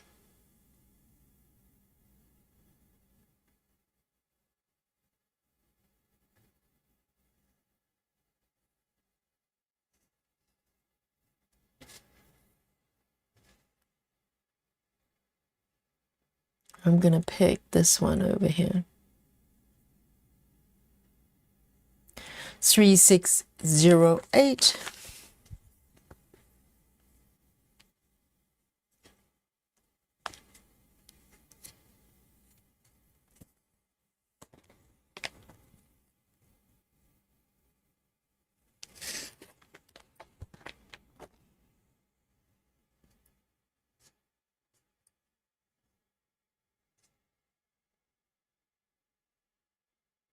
So let's say it's very interesting and so impressed you were interface designer. Yes, I started off as a digital designer, transition into designing interface and prototyping apps. So, I build prototypes that's interactable, that looks like a working app, for instance, and then pitch them to clients so they can see the end product is going to work like without having to program it. So it's called rapid prototyping. So I work for kind of all sorts of companies. Some companies, they do things I don't even understand, but it's not a problem because it doesn't matter what you're trying to do, whether you're in legal or banking, or I have designed platforms for quants, which they're from, quite a niche area in banking. They're kind of super math geniuses. They just tweak numbers, on stock markets, that kind of stuff. So I've designed platforms for them without understanding what they're actually doing. And you might go, how do you do that? Because, you need to understand what they're doing in order to design a product for them. And the answer is kind of yes or no, because it reduces down to human needs. You need to know what they try to do. And whatever, it doesn't matter if you're sort of space engineers or you're working at a shop, you just want to manage the inventory of your shops. Ultimately, what we're doing is step by step breaking down complex tasks into very simple ones. And that's what I'm looking at, is breaking down things to the very basic level and see what I can do in order to make that process easier. And that's it. That's really it. So it transcends industry, it transcends the type of apps. I just need to know what they're trying to do in a very basic level and build from that. So I kind of look at things in the simplest way possible, really, because that's the only way you can design simple interface. If you perceive things as complex, you're going to think in a very complicated way. And that's not good for design. The best designs are simple.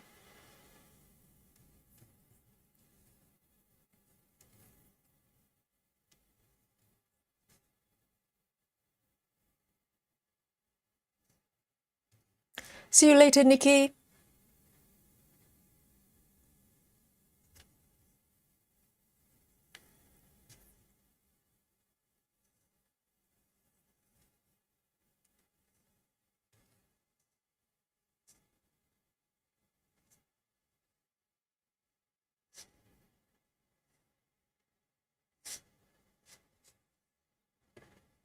Kelly says, why are the three symbols outlined in red? I don't know what you're referring to.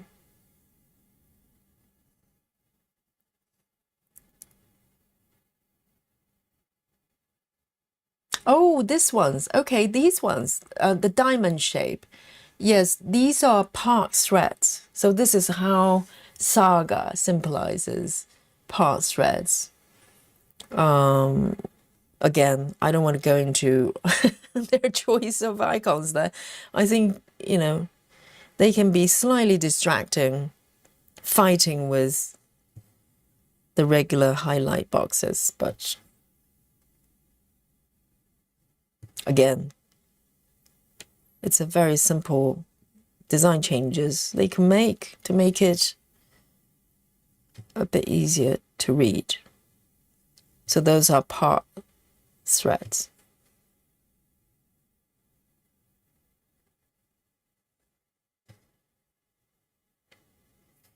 See, I'm following the colors. So I'm just following the outline of this color here. Yes, Janine is correct. Nora says, thank you for designing those thread cards. I started setting up my, I have all the felt glued on, holes punched and some floss loaded on them and stopped to stitch a little. Wonderful, Nora, well done. And also with my cards, this time, the new set, I use a laminator as well, my new friend. So I strengthen the cards a little bit, the cardboards a little bit more. So they're indestructible. But you don't have to, because with my DMC set, like this one, this is the previous template, so it looks a little bit different. I'm using just cardboard, and they're doing really well after 2 years. So you don't need to laminate it. But it helps.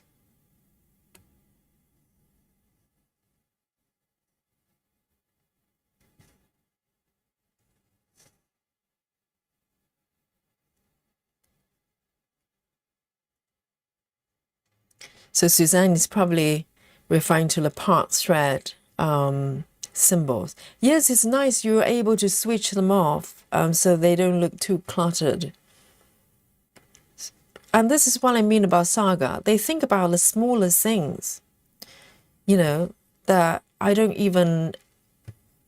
think I ever asked for as a stitcher.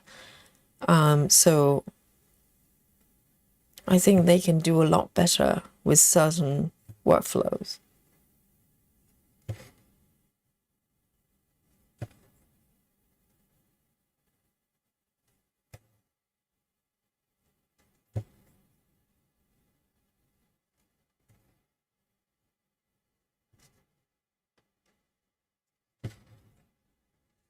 Lovely, look at this. I think it's a little ball shape of something.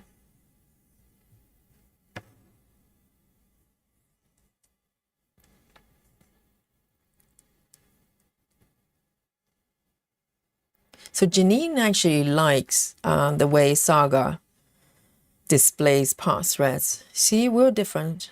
For me, it can be a little bit cluttered because they fight with the stitch border, the highlights sometimes for me. And the fundamental difference is Pattern Keeper, for instance, it allows you to specify the corners.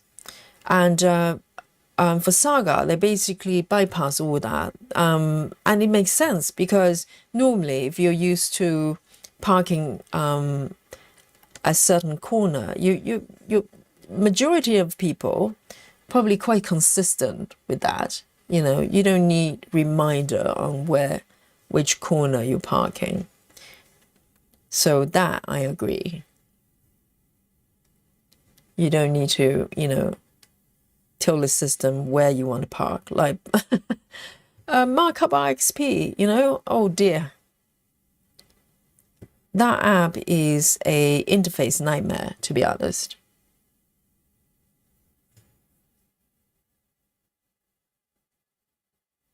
And I suspect the app was probably designed by a technical person. You can tell.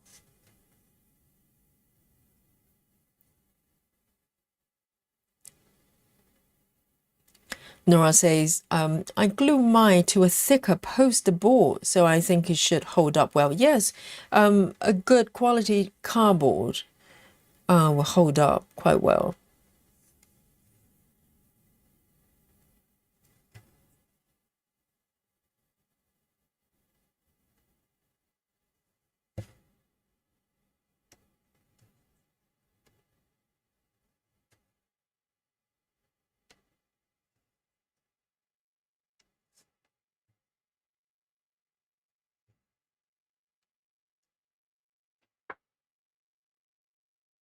Oh, this is nice. There's so many stitches. So it's going to help my stitch count a little bit because I was doing confetti for a little bit. It's all about balance, isn't it?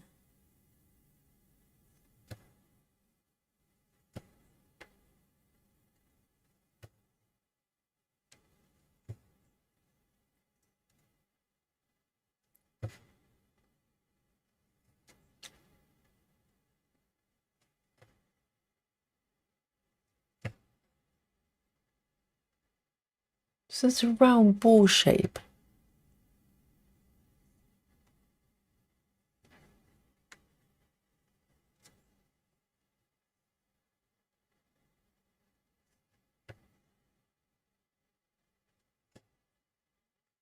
And over here, I'm going to start to become a little bit more careful here because even though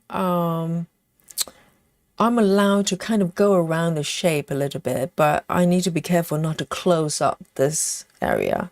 So I'll probably do one more row on this side and then park over the other side. Maybe a couple more stitches over there. And then I want to park.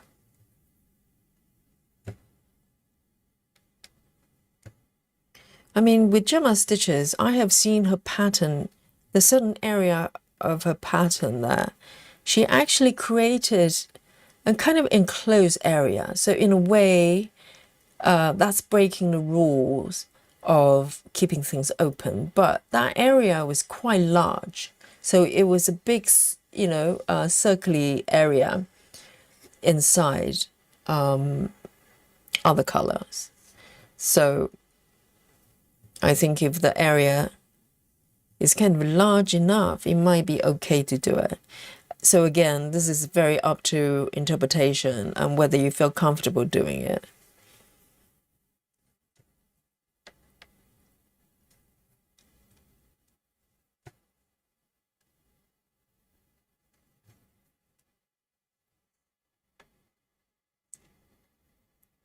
Oh, it's one stitch I missed there. Hang on.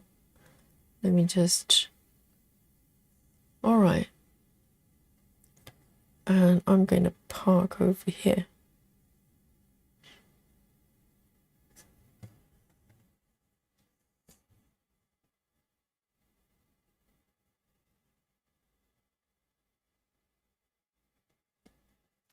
Right. Let me have a look.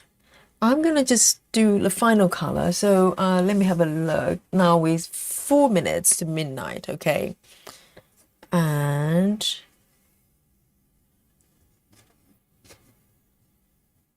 it's need to remind myself which day it is. It's a Saturday. Yes, it's a Saturday. So I'm gonna, oh, I've got a whole bunch of stitches here. So these will be my final color. It's a light shade of pink as well. 3609. 3609.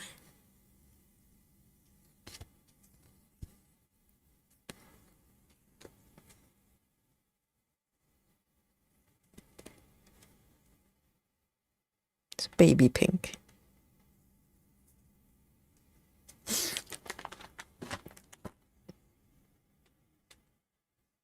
And this is quite nice. When you come across patterns with stitches forming this way, color flow kind of just makes sense. You literally just flow with the colors, as it says on the label.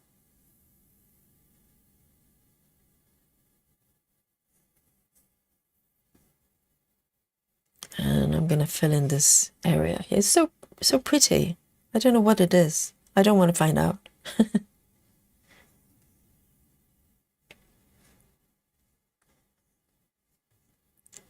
Lona says, I love all the Aimee Stewart's bookshelves.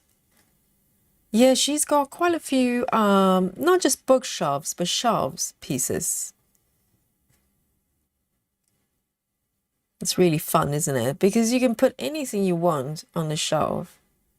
She's got garden version of it. She's got a book version of it. She's got a toy version of it. And I think recently I saw one. I don't think that one's charted. I think it was posted on the Facebook group.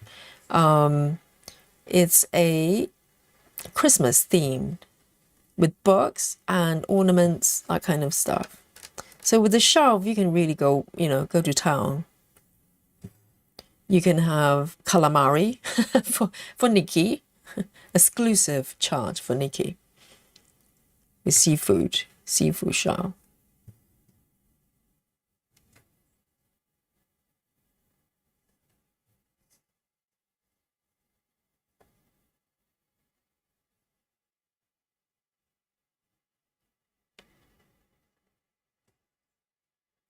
And Colin Thompson as well, he's got quite a few shell-based pieces. And I think there's one, I'm pretty sure it's Colin Thompson, or is it? Yes, I think it's Colin Thompson, because it was from Gecko Rouge. And it's got a shelf that's got knitting accessories. Oh, that one is really, really fun as well. And my Gecko Rouge piece is one of the shelf pieces as well. It's a cupboard, but essentially it's a shelf.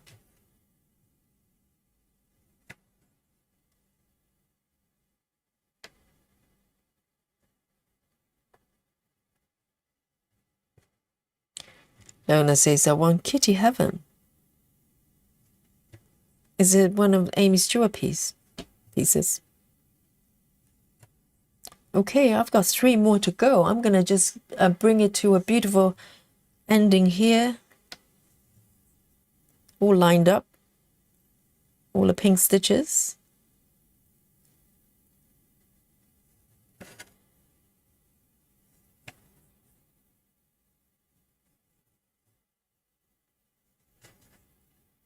Actually, there are 3 more at the bottom. Why don't I do that? And I can end this thread actually. So I'm going to do 1 more row of the 3 stitches.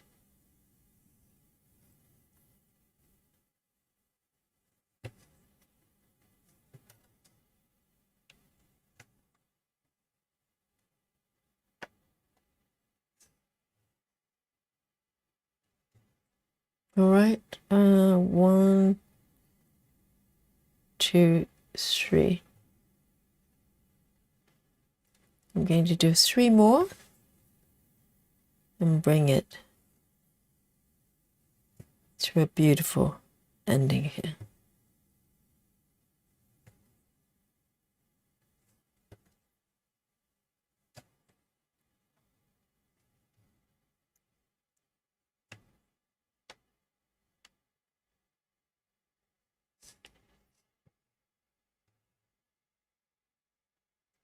Lona says 3 of the 4 hate I have right now are Aimee Stewart pieces. I know, but Aimee Stewart also has very diverse styles. If you look at Traveling Library versus Once Upon a Fairy Tale, for instance, they are kind of different.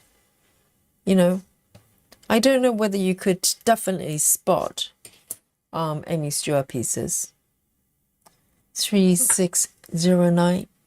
And she's got some earlier pieces. For instance, I think one of the stitches were doing the one with books with pages, kind of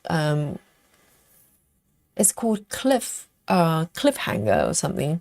That looks very, very different. That looks very kind of a lot darker in themes and color schemes.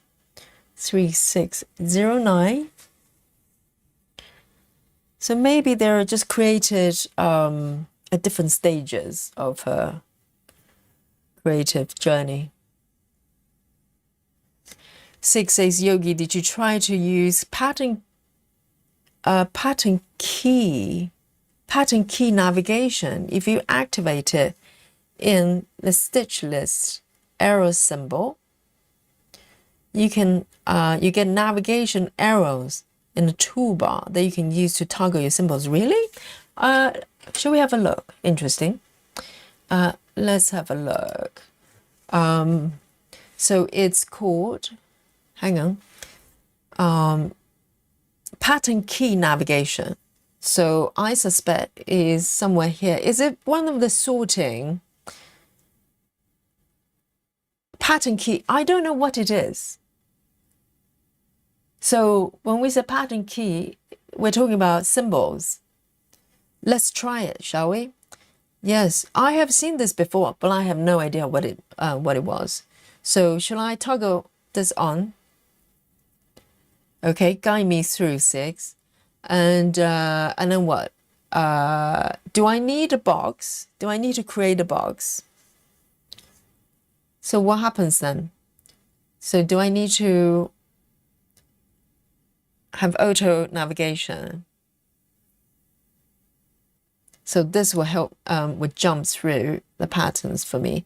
So from here, if I mark these ones, do I need a box inside? And then what? Oh, here. Okay, so it adds 2 new icons. Guys, look at the toolbar at the bottom next to the eye symbol there. And I never tried this actually. Okay, so from left to right, if I tap to the right, let's see what happens. Where does it go? Oh, but it jumps to random location.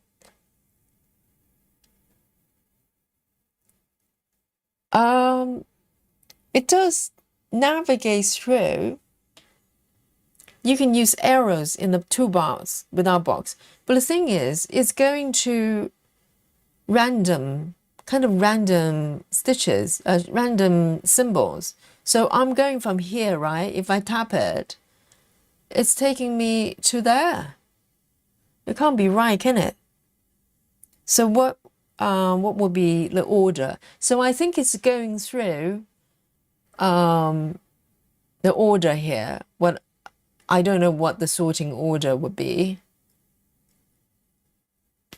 So this is minimum to max. But the thing is, what would be the logic here? So it's pattern key, but what order is it following? Is it just following the order on the list here? But the sorting order here is based on either minimum to max or whatever. So I don't know how it's supposed to be working.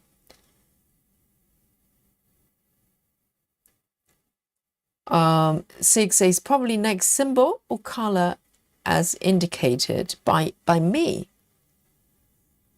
What do you mean? Let's have a look. So this one is, because if I navigate back and come back from here, but in order to jump through to the next one, do I need to unlock?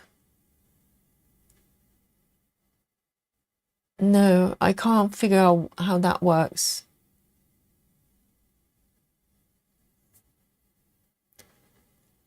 So in your sorting, so it's navigating through based on the sorting order, but the sorting order has nothing to do with what's happening here though. So let's say if my goal is to stitch this ball here, or without using the box, the auto navigation is not going to know which one I want to go next, right?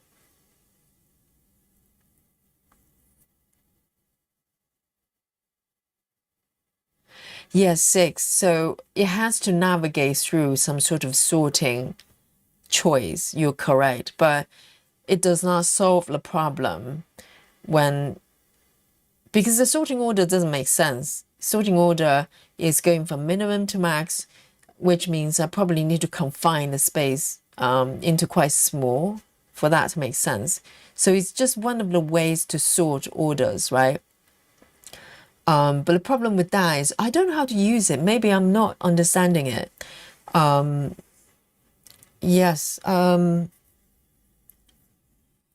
If it's following sorting order, then we're not solving the problem, because what I'm looking at here is not following any particular sorting order. Not from minimum to max, not from not DMC numbers. And also, I'm not following the order of the symbols. But that's interesting to know what it does, because I have seen this symbol, this function for a bit, but I didn't know what it was. Maybe it's something to play with. But I suspect, I have a feeling you probably need to create a box, right? For the entire piece, it's going to be quite random. You're going to be moving all over the place. So anyway, and 6, if you have more insight, please share. And I love to learn more about this mysterious app. You know, there are always hidden kind of functions buried in this app here. So, guys, so I have made my last final stitches here. So I want to zoom out a little bit to show you what I've got here. So, you know, even though we're not playing Guess My Stitches, it has been retired, okay? But I'm going to have to come up with new challenges. But I am going to show you my final stitch count, okay? I will bring on my app view. So today I have continued with color flow method, which is great fun. So I've been navigating through this open edges here, did a little bit of the robot area, haven't done too much of the main robot, but there's something going on in the back, quite confetti, and I've tackled a little bit of that, and then move up, do a little bit of background, and this little you know, ball sphere object there. So I'm really excited, and I want to find out more what's happening on this pattern.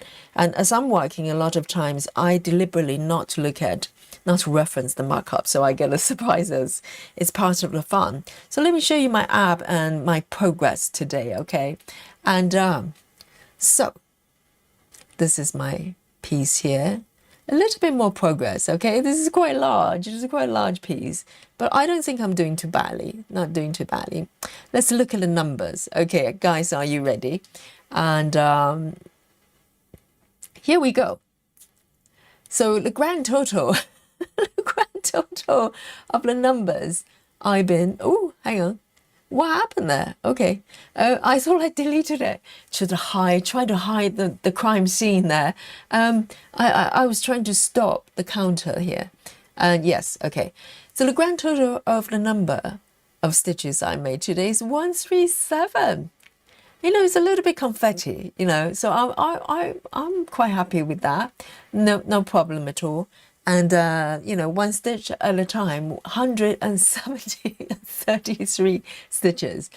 And the percentage is 1.06. I think I moved forward a little bit. I think it was probably 1.05 something. Okay, so this is what I've done today. And let me switch back. And I want to thank you for joining me today, and particularly members as well. We had our first members get together, and we'll do more in the future. And definitely let me know what you would like to do together. There's no rule books. We can do whatever we want and just have fun. And, you know, if you want me to demo something, then just let me know. And guys, thank you for your support. If you'd like to join the channel membership and support Yogi on daily streams, you're welcome to do so. I love your support. And also, if you like it, and give the stream a little like, okay? How about that? Yes. And give it a little like, little thumbs up there. And if you hate it, okay, thumbs down twice. That's it. All right. So thank you guys. joining me in this beautiful Saturday. Yes, give us a little bit of a dolly love, because this will be the last few days you get to see the Christmas version of the Christmas edition of Dolly, okay? From New Year's Eve, we're going to transition to the New Year version of, of Dolly. So enjoy the Dolly cards now at 99, everyone. And crowns for Yogi, yeah! Well done, 135 stitches. And we're going to come back tomorrow and for another spot of relaxing stitching. And I have no idea what I'm going to be working on tomorrow. So it's going to be a surprise to you and to me as well. So from the sleepy London down, night night everyone. Yogi signing out. And until the next session, night night. And also members, if you missed the stream earlier on, it's archived, okay? So you still get to watch it. You know, the back stitching party. Okay, until then, until tomorrow, bye bye, night night. Love you all. Bye bye.